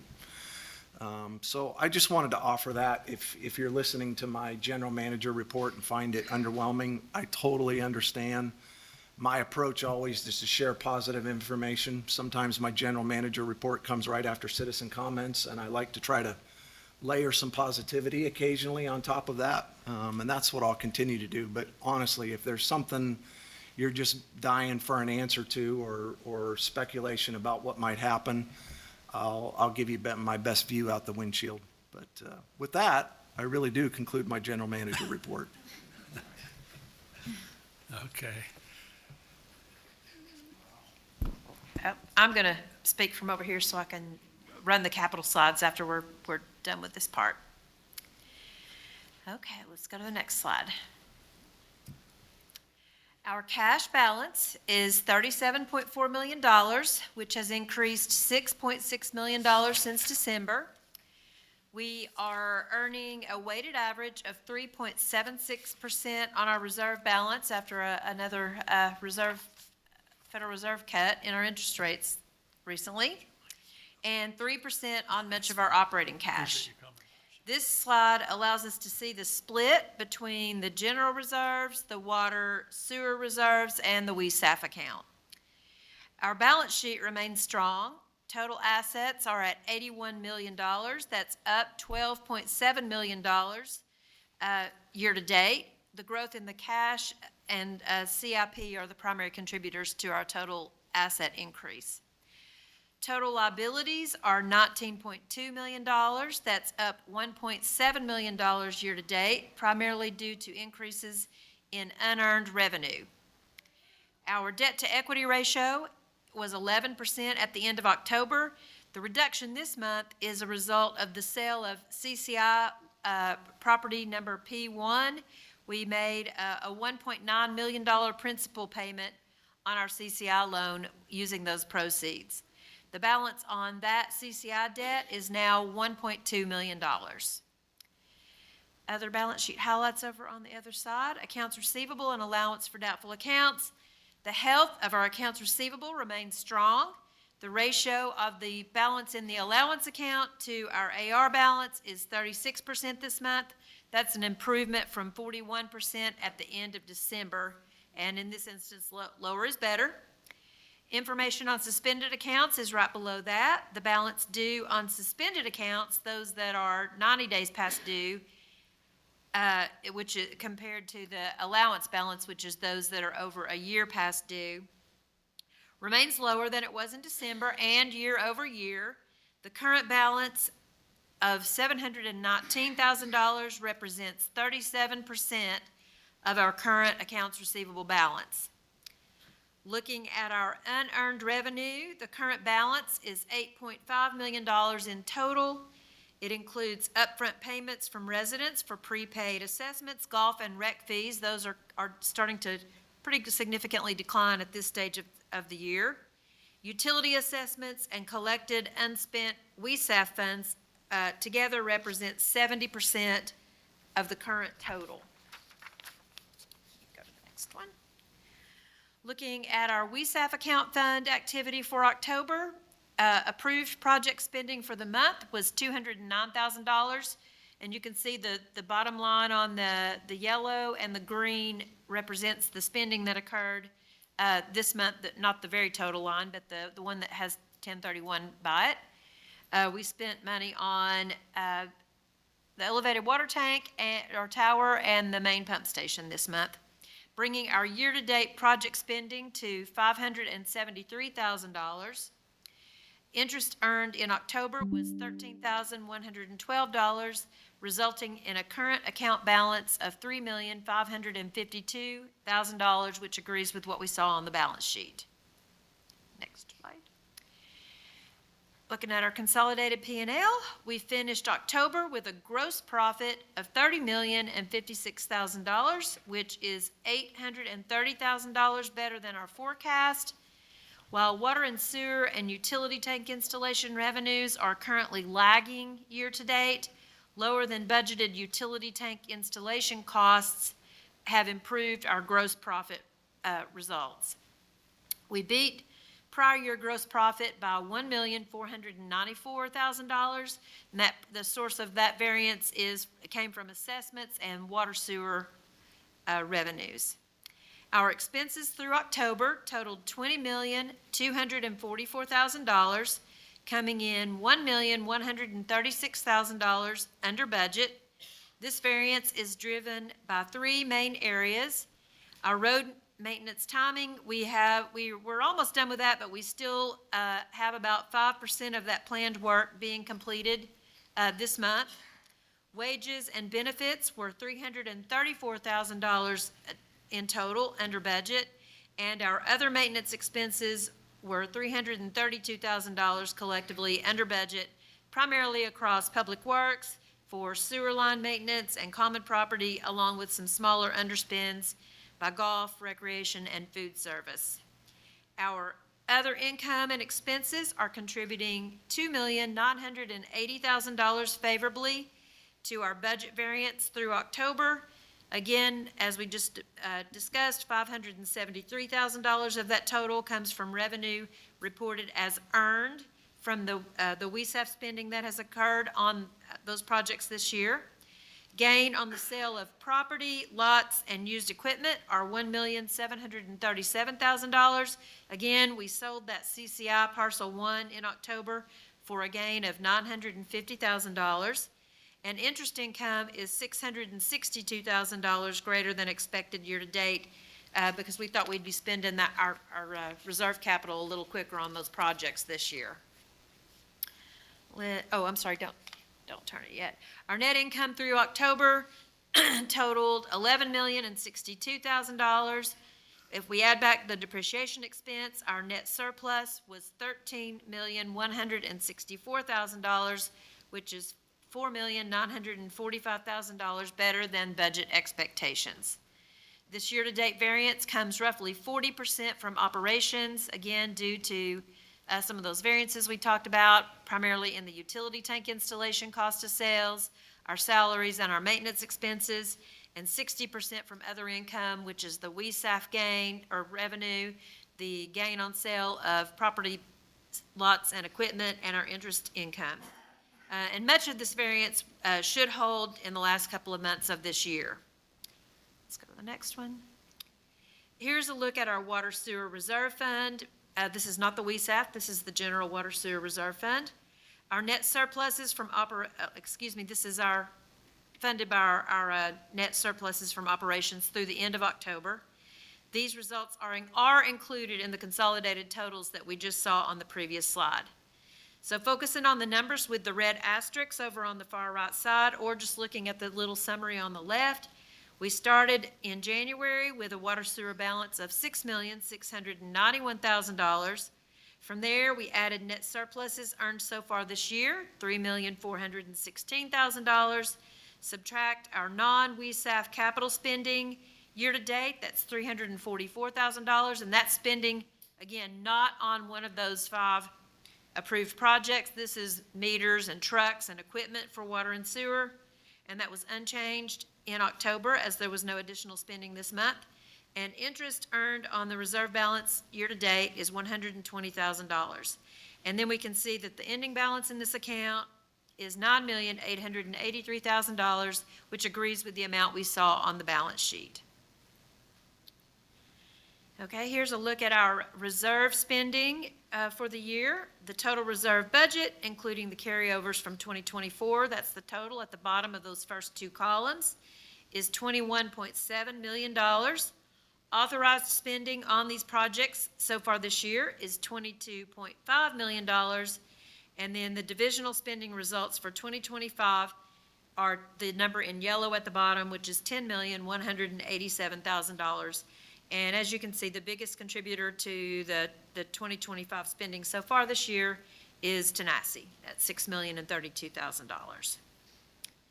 So now, we are ready for our 3 funding requests for today. And let's see if I share my screen. Go down there. Okay. Zoom? Oh, you want to do Matt? Let's do Oh, do Matt's first? Yeah, do Matt's. Okay. We'll do Matt's first. All right, so these are not funding requests per se. A typical funding request would probably involve the purchase of a capital agreement, but I'm suggesting some renegotiated and different arrangements for providing services, and they involve contracts in excess of 2 years, which by our financial policies, I can't sign. So first one is this renegotiated Cintas agreement. The Public Works Department, as well as other departments in the organization, use Cintas for a variety of services, including the purchase of supplies, a lot of cleaning materials, a lot of the sanitary bathroom products you see, gloves, paper toiletries that are replenished by staff in our various facilities. I was just down in the restroom at the yacht club, and the soap dispenser and the hand dispenser have Cintas written on it.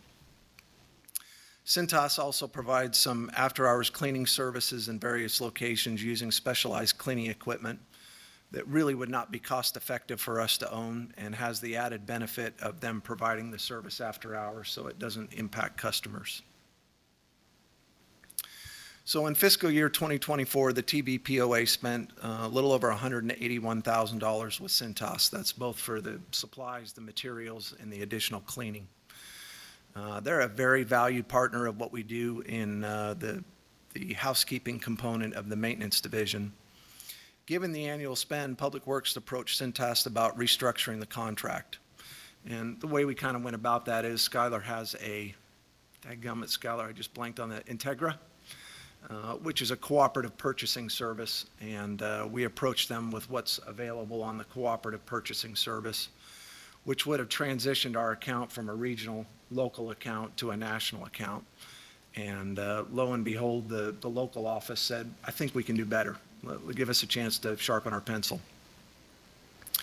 So the revised contract illustrates savings generally from the paper and the sanitary products. The Ultra Clean service, where Cintas is doing on-site cleaning and sanitizing, went up slightly.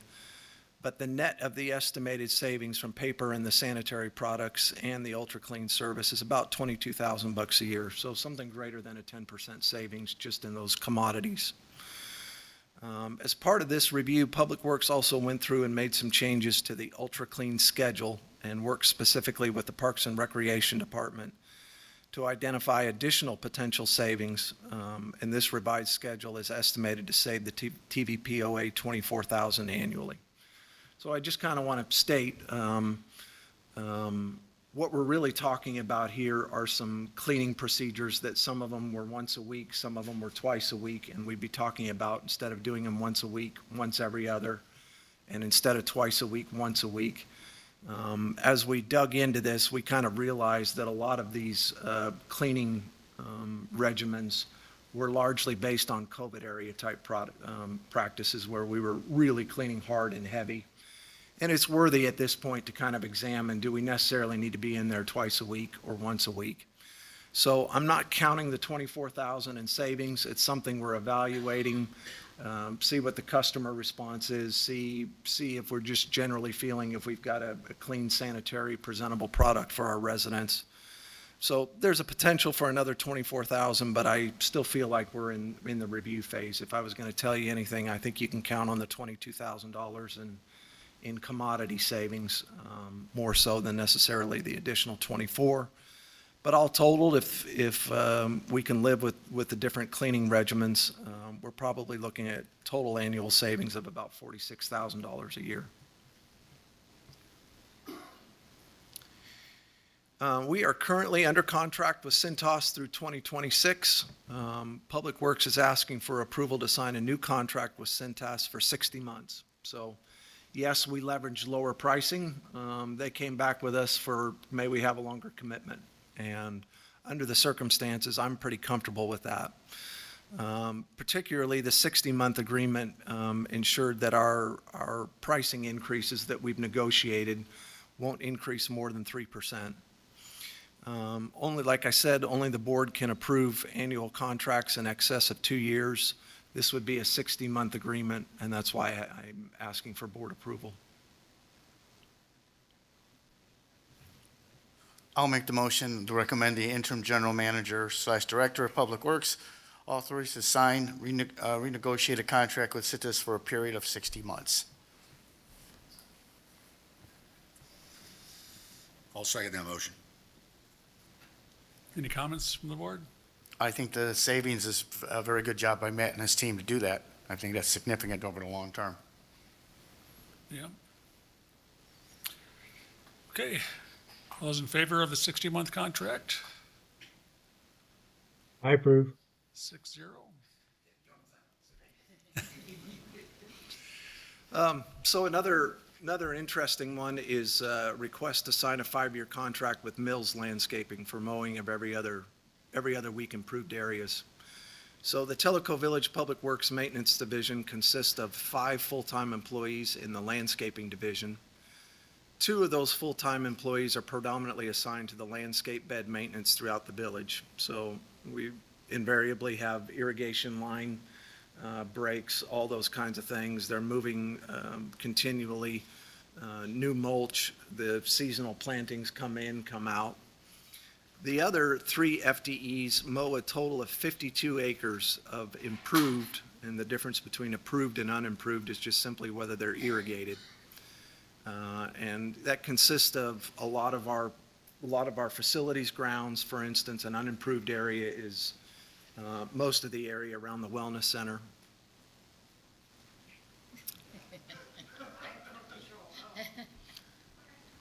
Keep going.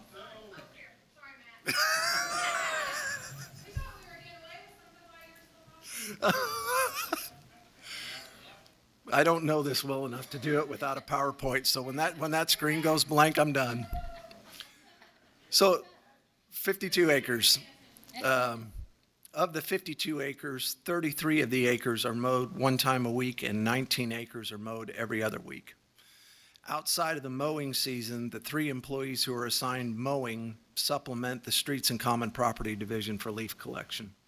That's how we make it a full-time job. You mow when the mowing needs to get done and pick up leaves when leaves need to get picked up. I think I'm ready for the next slide. Okay, very good. So earlier this year, one of the 3 employees who is predominantly assigned to mowing and picking up leaves left employment with the TV POA, left for a better opportunity. This prompted Public Works staff to consider contracting for some of the mowing services. So we used our GIS system to map out all of the mowed areas and sent a scope of work along with the map of 2 contractors to Mills Lawn Care and Helton's Lawn Care. Contracting out all of the mowing areas does not really appear feasible at this point, given that if 3 FTEs were eliminated, I got a hole in picking up leaves for 4 months out of the year. However, if we contract out 19 of the acres that are mowed every other week and eliminate that vacant position, that seems really feasible. And the results of the bid process for those 19 acres are illustrated. Mills Lawn Care came in significantly lower. So Public Works met with Mills Lawn Care to discuss a 5-year contract for biweekly mowing. We agreed to an annual increase of not more than 3%, and part of the reason I'm just asking for authority to sign a contract, I need to hone in what is going to be the annual increase. It's not going to be more than 3, but we need to establish that. The contract would start in 2026 and run through 2030 for each year, going up not more than 3%. So if it went up exactly 3%, the total value of the contract for 5 years is $227,000. The biweekly schedule would begin second week of April and run through the first week in November. That's 16 mowing weeks. Each area is going to get mowed, weed eaten, and blown off as needed just exactly what we do with the existing crew. There is certainly savings when compared with filling this vacant position. The estimated cost of filling the vacant position is illustrated below. Sometimes people get their breath taken away. Do we pay people $55,000 to mow? No. That is a fully burdened labor cost. So that's salary, statutory employment costs, benefits, 401K, all those kinds of things. So generally, what I assume is about a 30% benefit load on staff costs, and that would generally assume that the incumbent selects full family medical care coverage, which is not necessarily the case. But even at a lower estimate, there's still significant savings when compared to contracting with mills. So it's estimated that with this contract, we would save approximately $65,000 over 5 years. We're recommending the 5-year agreement largely because you're kind of burning the ships on this. If you're not going to fill a position, you better have a contract in place, because generally, in my experience, when you eliminate a position, it is tough to get it back. So I would rather have a contract in place that I can count on. Again, something in excess of 5 years is more than I can sign, and so that's why this is being brought to board consideration, and I have a recommended motion for you. Doing this a lot today. I'll recommend making a motion for the interim general manager of Public Works to be authorized to sign a 5-year contract with Mills Lawn Care for every other week mowing services. I second. Any discussion? No? All those in favor? Aye. Aye, aye.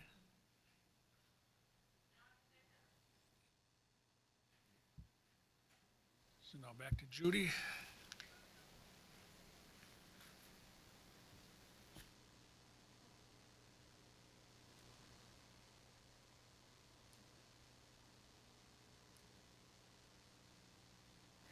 All right, I'm up first. Oh, it's not there. Oh. There we go. Where was it not? It might take it a second. Volume up and click that out. Zoom is Turn it it on on your your phone, phone? just turn it off. And then just do stop and start share again. Try it one more time. Well, you gotta click it first, that's what you're doing. Oh, So stop share. Stop share. Click on what? So that, Click on that, Yep. share. and then click that, And and then now, share. Now start it for me. Sorry, we operator errors. little technical difficulties over here. Stop watching. Started. That's the front. Unplug it? Is it on duplicate? Yeah, make sure screen's on. Windows P and then hit Oh. duplicate. Hit Windows P. Duplicate. There we go. Duplicate. Look what teamwork can do. Okay.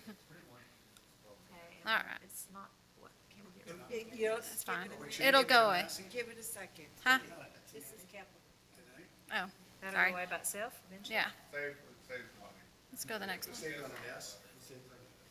There you go. Okay. It's not going away. That's fine. It's all right. Okay. Move it around. Move it around. Click that.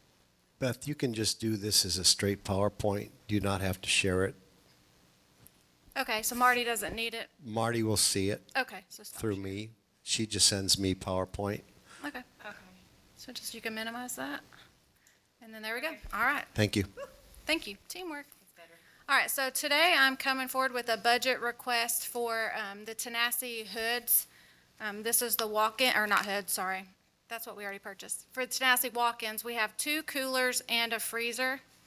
So you can see the 3 quotes there. I just kept everything on here so everybody could see what we've already purchased. So we already purchased the hood, which is what's in yellow. So what we're talking about today is the far column that says walk-ins. So we had 3 quotes from K-Tom, Trimark, and Windrock.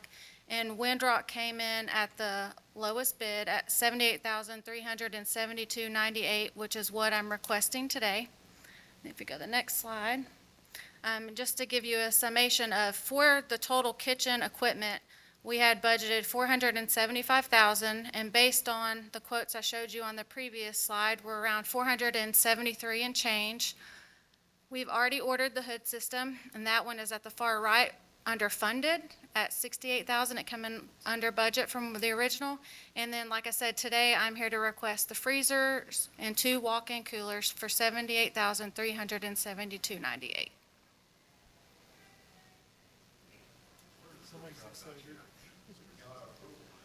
Huh? That's my last slide. That's my funding request. I would ask for a motion to approve the purchase of the walk-in coolers from Windrock.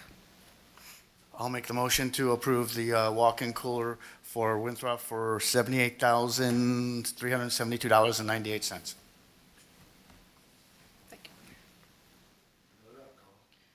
Well, I was just going to say, you couldn't talk them out of that $1,300 over budget, or over the estimate.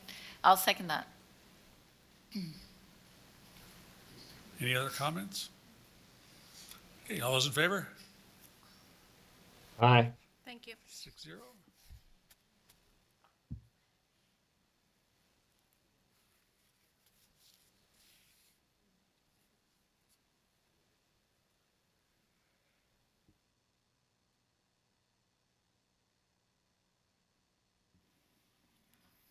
All right, we're here today to discuss the Tokwa Irrigation Pump House repair. As many of you have probably noticed, our pumps have been operating less than optimal for the last half or last little bit of this season, which is evident by the, I get this thing to move on.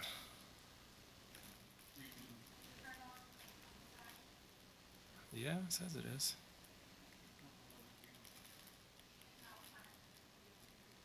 I got nothing. There we go. So I'll start with just a little bit of history and the location of the Tokwa Pump House. The Tokwa Pump Station is in its original location. It was placed in 1985 when Cooper built the Tokwa neighborhood. In 2007, Tokwa underwent a course renovation to the greens, and a new irrigation system was installed at that time with a new pump station. The building and everything stayed the same, just new pumps and controls were installed. The Tokwa Pump Station is unique compared to Tanasi and Kahidi based off its location and relation to the lake. Kahidi and Tanasi are right on the water, requiring a very short intake line directly into a deep area of the lake. Tokwa is located off of Tokwa Road between Chiskagili and Salaguji Way. This location places the pump station at the very end of a shallow cove. The intake line that feeds the pump station extends down the bank approximately 1,000 feet where it enters a manhole, then turns 90 degrees out into the lake. The line had to go this far down the bank to make sure the pump station has water at low winter pool. It is a gravity-fed system, so let's see if this will show. But right there is the Tokwa Pump Station, and it extends down the bank to a manhole where it turns 90 out into the lake there. Can you go ahead, Beth, Judy? In 2013, so this is kind of when the problem started. In 2013, a staff member was checking in on the Tokwa Pump House, as we routinely do to make sure everything is in good working order. He noticed the corner of the pump house, the northeast corner of the pump house had settled, causing the pumps to not sit level in relation to the skid that they're mounted on. Jeff Gagley at the time was the Director of Public Works, and he worked with Remco Geotechnical Contractors based off a report that Geoservices had done, determining that northeast corner needed micropiles and grouting to shore up the building and level the pump skid. When they leveled the skid, a crack opened up. We met with now UES, used to be Geoservices. We met with them yesterday, and it appeared in the report. We weren't sure, was the crack prior to the settling, or so did the crack cause the settling, or did the settling cause the crack? That was kind of hard to determine. But this then caused a problem with soil washing in at the crack into the wet well and allowing water to also get out of the wet well. At that time, Chris Sykes was the superintendent at Tokwa. Chris and Jeff knew they had to do something to cover the crack. During the investigation within the wet well, they also discovered that the original 18-inch corrugated metal intake pipe that you saw on that red line was also deteriorating, so they began to make plans to reline that intake pipe all the way out to the manhole. To repair the wet well, a few options were discussed. At the time, John Bouchard & Sons was our pump service provider. They still provide preventative maintenance and pump work at all 3 of our golf courses. They had a few options that they recommended. Option 1 was a cured-in-place liner. The pros for that was the roof did not need to be removed. It was a one-piece liner that could be bonded to the intake in preparation for a new intake reline. Cured-in-place liner was more flexible, allowing it to move with the wet well, and the cured-in-place liner was its own structure, providing support, and you wouldn't have to rely on, at that point, a 30-year-old corrugated metal wet well. Option 2 was to install a 54-inch HDPE sleeve into the existing 60-inch corrugated metal wet well. The pro for this would be, again, self-supporting, eliminating worry of the metal wet well for structural integrity. The cons were the cost of this repair, or of this option, and they then stated as well that to tie in the existing intake line to the sleeve could become a problem based on the intake's location at the very bottom of the wet well, which we have now determined is a problem. Option 3 was a spin cast material. Again, it's a cementous coating with an epoxy top coat. Pros for this, again, improved adhesion over the shotcrete gunite application. The epoxy coating would protect against the cementous coating cracking. Cons were, again, the cost, the removal of the entire pump station. Adhesion could be difficult depending on preparation of the existing metal wet well. And incoming water would be a problem during installation. Option 4, which was the cheapest and the one that we ultimately decided to go with at the time, was a shotcrete gunite coating only on the lower portion of the wet well where the crack existed. The only pros for this option was the low initial cost, ease of installation, and the pumps didn't have to be removed. The cons were the surface of the wet well had to be sandblasted. It relies on the existing old corrugated metal structure for support, relies on a solid bond between the metal and the shotcrete gunite application, and if not properly repaired, adhesion will fail. Lower flexibility would also allow the shotcrete to possibly crack. If the shotcrete gunite material cracks, water would get behind it, causing it to break off. In fact, when they installed it, it was recommended by John Bouchard and Sons that the shotcrete application come up above the high water line, which, being gravity fed, would have to come up above the 813 line, which is what Tellico Lake is at Summer Pool. And you think 816? Well, sure, right, but typical maintained Summer Pool is 813 according to TVA. So this is what's been happening over the years. The shotcrete gunite application is starting to crack and break off. And in fact, it, again, was not applied high enough. So JBS stated that if this option is chosen, the shotcrete gunite will likely crack, fail, and damage the pumps. A little more history. We spoke about the intake line needing to be relined. So in 2016, 1,000 foot of HDPE sleeve was pulled through the existing 18-inch corrugated metal intake line. Another problem with the shotcrete gunite was the thickness it was applied around the intake line coming into the wet well, making any future connections with the intake at that point in the wet well likely impossible. Below is just a little note that JBS had stated from 2013, I believe this was. And it does not say if the shotcrete fails, it says when the shotcrete fails. The abrasive material may go through the pumps and damage the pumps, and that's exactly what we're dealing with. So this is just a little some of the work that Remco did. It just kind of defines the micropiles and the grout work that went into that northeast corner to stabilize the Hopewell pump station. This is a funding request filled out by Jeff in 2016 for the intake line for the 12-inch HDPE reline of the intake.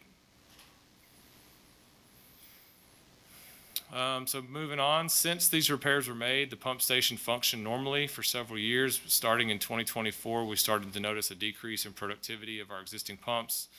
At that time, John Bouchard and Sons stated that the pumps were starting to show some wear from the material getting pumped through them, not functioning at full capacity, to the point where we had to turn down our 260 horsepower pumps, which should easily do 1,000 gallons a minute, down to around 600. Once the outflow was reduced, the pumps functioned properly with no low pressure faults, but about a year ago, September-ish, October last year, we started having significant problems. So JBS stated that the wear on the pumps had become significant to the point where we turned down to 500 gallons a minute. And this worked again until July of this year. And at this point, in July of this year, we incurred multiple low pressure faults. John Bouchard and Sons came out again and warned us that the deterioration of the pumps was rapidly increasing faster than anticipated. We ended the growing season of 2025 with our pumps set at around 150 gallons a minute. This is one of the reasons why the pond on 10 has not been refilled, because we felt like our pumps were literally on life support, and rather than incurring any more damage to the point where maybe they don't run at all to fill a pond, we kind of reserved just for watering greens. So just for context, 150 gallons a minute is only about 2 to 4 irrigation heads running at the same time. There's around 750 irrigation heads on the Tocqueville golf course, and in a given night, we could pump, easily 350 to 400,000 gallons over a 7 to 8 hour period and water the entire golf course. John North and his staff at Tocqueville, John North is the superintendent at Tocqueville, him and his staff worked really hard the remainder of 2025, only watering what absolutely needed it, relying on hand watering greens for the most part, with the exception of watering in a few chemical and fertilizer applications. ProPump came out, they're another pump service provider. They came out to perform a dive inspection in September, costing us $8,319 to not only ensure that we had thoroughly researched what the problem was within the wet well, but also what our options were moving forward. During the dive inspection, they discovered that the shotcrete coating was extremely deteriorated, flaking off. There was not only large chunks, but a lot of little stuff in the bottom of the wet well that our pumps had been sucking up for the last decade. And John has a very long list of failures on the golf course where irrigation heads were getting stuck on the holes closest to that pump station, hole 11, 10, and number 1. They also discovered that the intake line sat almost directly on the bottom of the wet well, which would make any connection to a new wet well sleeve impossible.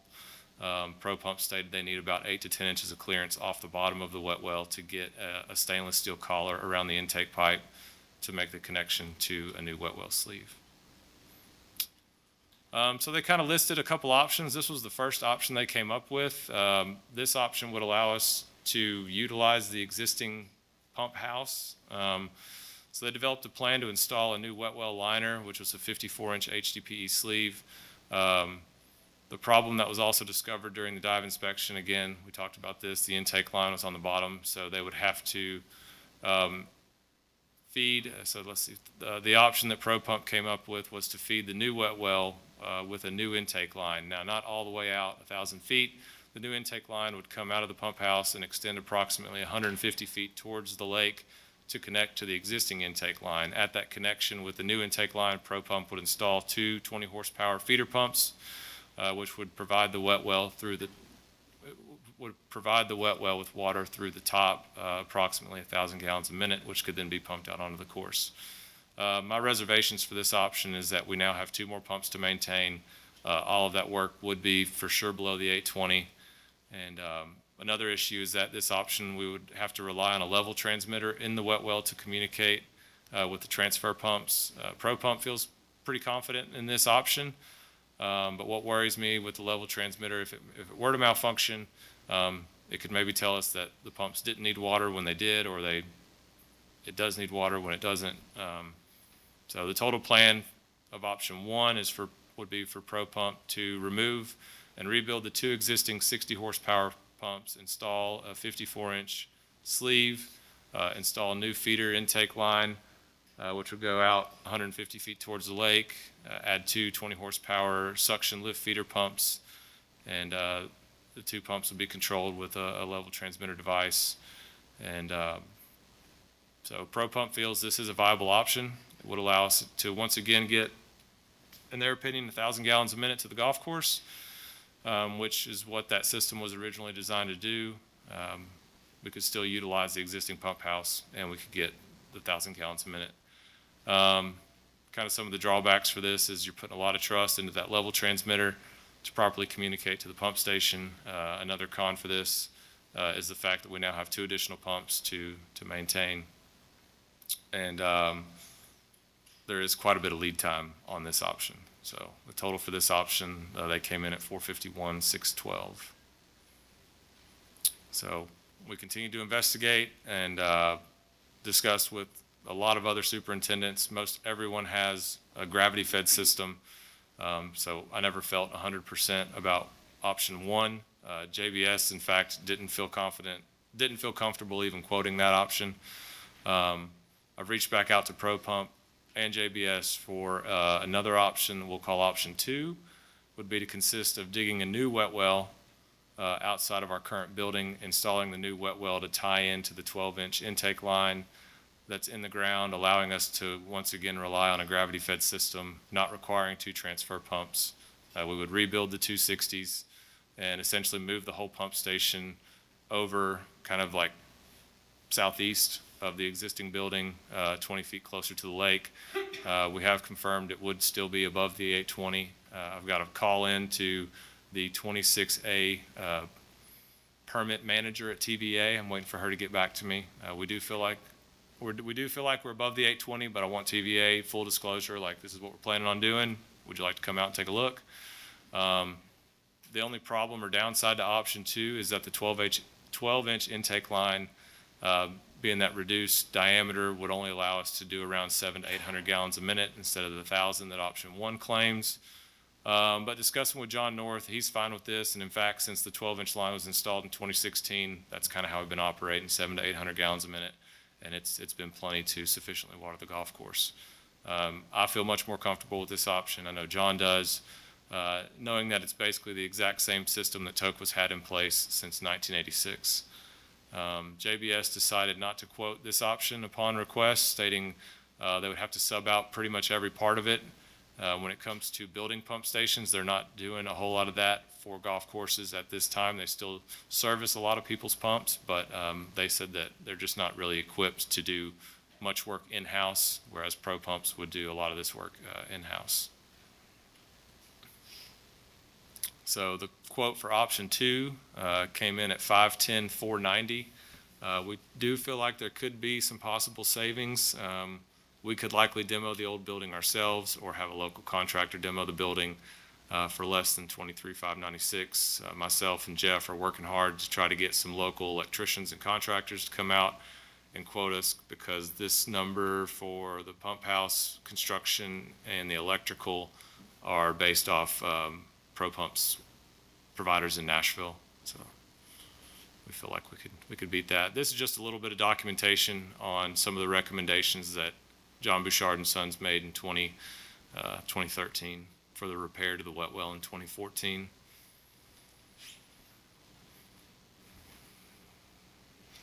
Go ahead one more. This just shows the funding request for the dive inspection. So that was done October 14th. And this is the funding request for what we're going to call option 2. The original budget amount was $125. The $116,680 is the remaining budget amount after paying for the dive inspection. The budget amount is so much lower than the request because at the time, late 2024, when we really started having these problems, we thought, based off John Bouchard and Sons, and they were looking at it and thinking, yep, we can put a sleeve in here, tie into the intake, rebuild the pumps, and that should cover it. So after thorough investigation in 2025, it was apparent it was not going to be that cheap or easy, and no one wishes it was going to be that cheap or easy more than myself and the staff at Toqua. So option 2 is what we're looking at doing going forward, pending some geotesting to the area where the new pump station building will be located. And we met with UES, which used to be Geo Services. They still have a copy of the old report. They reviewed it, and it, in fact, showed that some of the bores they had done, the only ones that were less than optimal conditions was that northeast corner. Moving that pump station 20 feet to the southeast, we do feel like we will be, fingers crossed, out of that kind of questionable subsurface.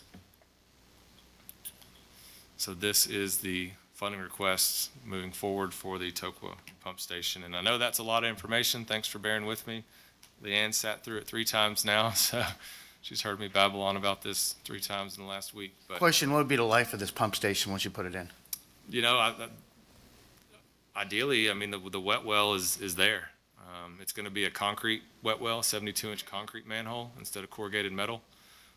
So, you know, they do recommend rebuilding pumps about every 10,000 hours, which is kind of the program we're on right now. So, yeah, I mean, 30, 40 years, I mean, I don't see anything happening to it. I mean, we'll have to rebuild the pumps every 15 to 20 possibly, but one thing that helps us, according to John Bouchard and Sons and Pro Pumps, is our water is really, really clean, really good. So we don't incur a whole lot of damage just through normal operation. So the wet well is definitely an improvement on what we currently have. Yeah. And you're talking about a 20, 30-year life, so. At okay. least, yeah. Okay, thank you. How much of this would have been reserved for, were the pumps part of the original reserve study and being reserved to be replaced? I do believe the pumps are on the reserve study. The wet well, I'd have to get with Jim, but I don't believe wet well or anything like that is on the reserve study. Because you don't plan on something like this, you know, ever having to be replaced. You know, a lot of places, once they get their wet well in the ground, especially if it's done with concrete, or now a lot of people are doing HDPE, the life can go. Who puts a corrugated metal pipe as a wet well? You'd have to ask Mr. Cooper that, I guess. I wasn't born in 1985, so I don't know. One of the many things they did in the You past. lasted longer than the wet well, is what you're trying to say. Yeah. I have a question about the intake line. You're talking about connecting to the existing intake line that has been reduced to 12 inches. Do you feel confident that that's the right move? It's going to continue working properly? You're not going to have issues I mean, the level of fall between, 20 feet outside of that building to where it's into that building, I mean, it's probably less than an inch, So we feel, and Pro Pump feels, that it would still gravity feed as intended.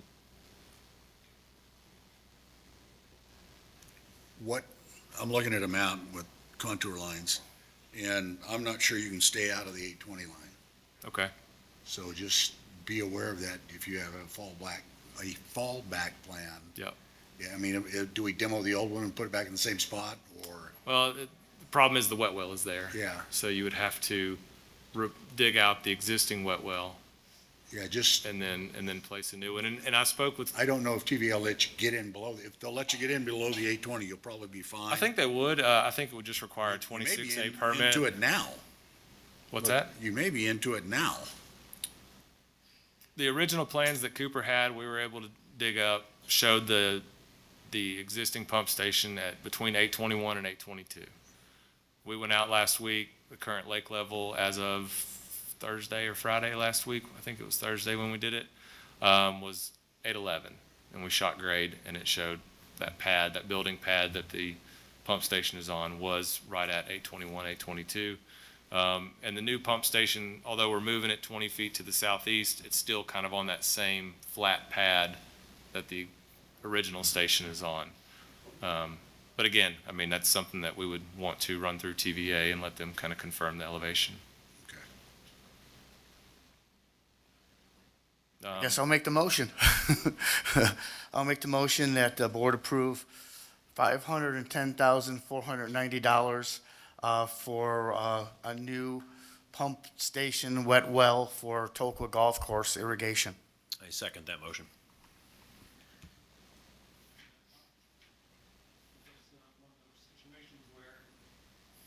You don't do it and you lose a lot of golf course, doesn't give us much option. Yeah. But I guess all those in favor of this funding request? Aye. Thank you. And we did meet with UES yesterday, or Monday, I'm sorry, and they expect to have their boring machine out there the first week of December. They should know within a day or two whether, they've got good news or bad news, and then they'll have a full report for us 2 weeks after that. So if the board would like, I would like to share that whatever that information may be, as we get it, so. Yeah, that'd be good. Because that could determine whether the price stays where it's at, or, it goes up if we have to do anything underneath the building. But, I would feel much more comfortable knowing if it is gonna cost a little more to make sure to stabilize the building, that it's gonna be here 40 years from now. If I may, to that end, the FAC did approve this under two conditions. One was that GAC approved it, which they did on Monday, and the second was that this testing that Wells just referred to did not increase the price more than 10%. If it did, then we'd have to revisit that through the process. Yep. Right.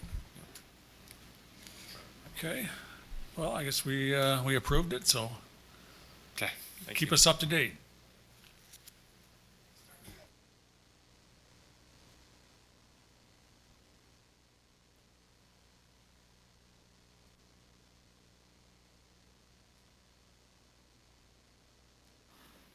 Hi, hello, good afternoon. All right, I am here to get approved our Toast handhelds. The current quote currently has version 2 handhelds on them, and as of September of this year, version 3 was released. So I am here to get a one-time hardware request for $1,100 to upgrade from version 2 to version 3. The difference between version 2 and version 3, version 3 is cellular capable. It has a Toast AI upselling feature built into it, and the battery life is longer than the version 2. So that gives us the capabilities to offer, generate revenue off-site, such as, the Fall Fest, the concerts on the back lawn, the beverage cart, and when we do members guest out there on the putting green to offer beverage service out there. So I'm here to ask for a one-time hardware upgrade of $1,100. The cellular, there's a fee for the cellular device. It is $20 a month per device, and I am suggesting that we activate 2 devices per restaurant, which would come out to a total of $1,900 yearly for the cellular backup. So as I said, the cellular will, if there is a Wi-Fi outage, we can still operate with 2 of the handhelds. It enables off-site and outdoor transactions, and it reduces the cash handling.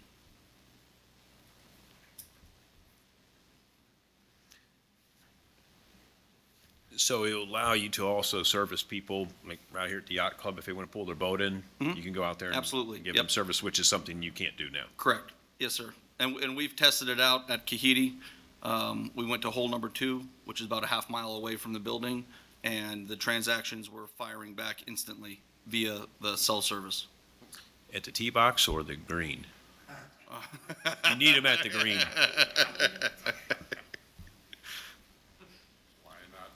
Yeah. Oh. Yeah. And you got Tanasi coming online. If we can figure out the transient dock space, there might be an opportunity there. Absolutely. Yeah.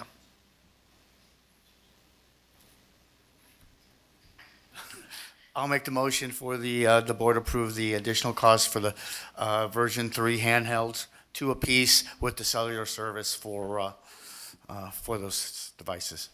Okay. I'll second that. I'd like to ask a question, and maybe somebody from the FAC or Judy or somebody can answer it. This feels unusual to be a capital request for, especially like the cell plan, the data plans. Is there, he's going to answer. The capital request is for the handhelds, which is like $1,100, but there's an additional expense, which is operating for the cost of the cellular. The only reason this came forward is because it's a change in contract. But obviously, the amount is not sufficient for this process. Yeah, just let me elaborate on that a little bit. I was the one that just insisted Skylar was here because here's the world we're going into. Balanced scorecard, you're reporting on your operating expenses. Operating expenses go over, you're probably gonna be in here giving a presentation explaining why. All of this stuff makes perfect sense, right? Do we need it? Of course we do. Is there value in this? Could we provide additional service? Of course we do. And then you skip over that, and then about a month later, you're sitting there looking at your monthly expenditures, and, uh-oh, we blew over it. Why? I don't remember. I mean, you know, he's back in the general ledger hunting for, wait a minute, I got a cellular expense. So I kind of want to tighten up a little bit some of these things. When you get a funding request, you've got an amount of money you're authorized. There's a capital component, there's an operational component. I'm not insisting people are going to come in here over 15 or 20 bucks. I know I've established a threshold in my head, but if we're going to be called to speak to, you went over on your operational budget, it's better to just ask for permission and then not be talking forgiveness later on. So it's just me trying to tighten up things because I perceive 2026 is going to be a little bit different as to just go ahead and pay for it and explain later.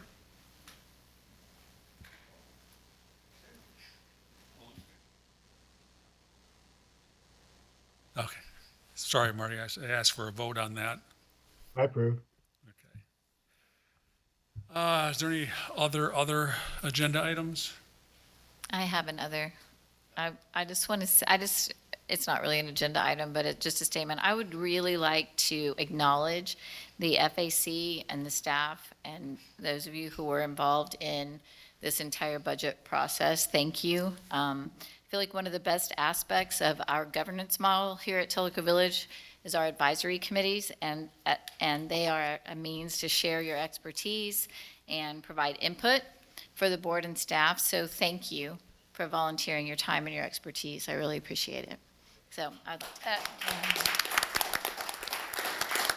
And I want to just chime in on that too and just say that I'm so grateful to each and every single member of this committee, because I couldn't make these decisions alone, nor would I want to make these decisions alone. And the well-rounded discussions that we have, I just feel like we're hitting all the angles, and I always feel good when I'm coming to the table with a solution that I know has been just vetted and discussed to the fullest. So thank you all for so much time, because I know it's a lot. Thank you. Is that it? that's all. That's all my other. With that, we will adjourn this month's meeting.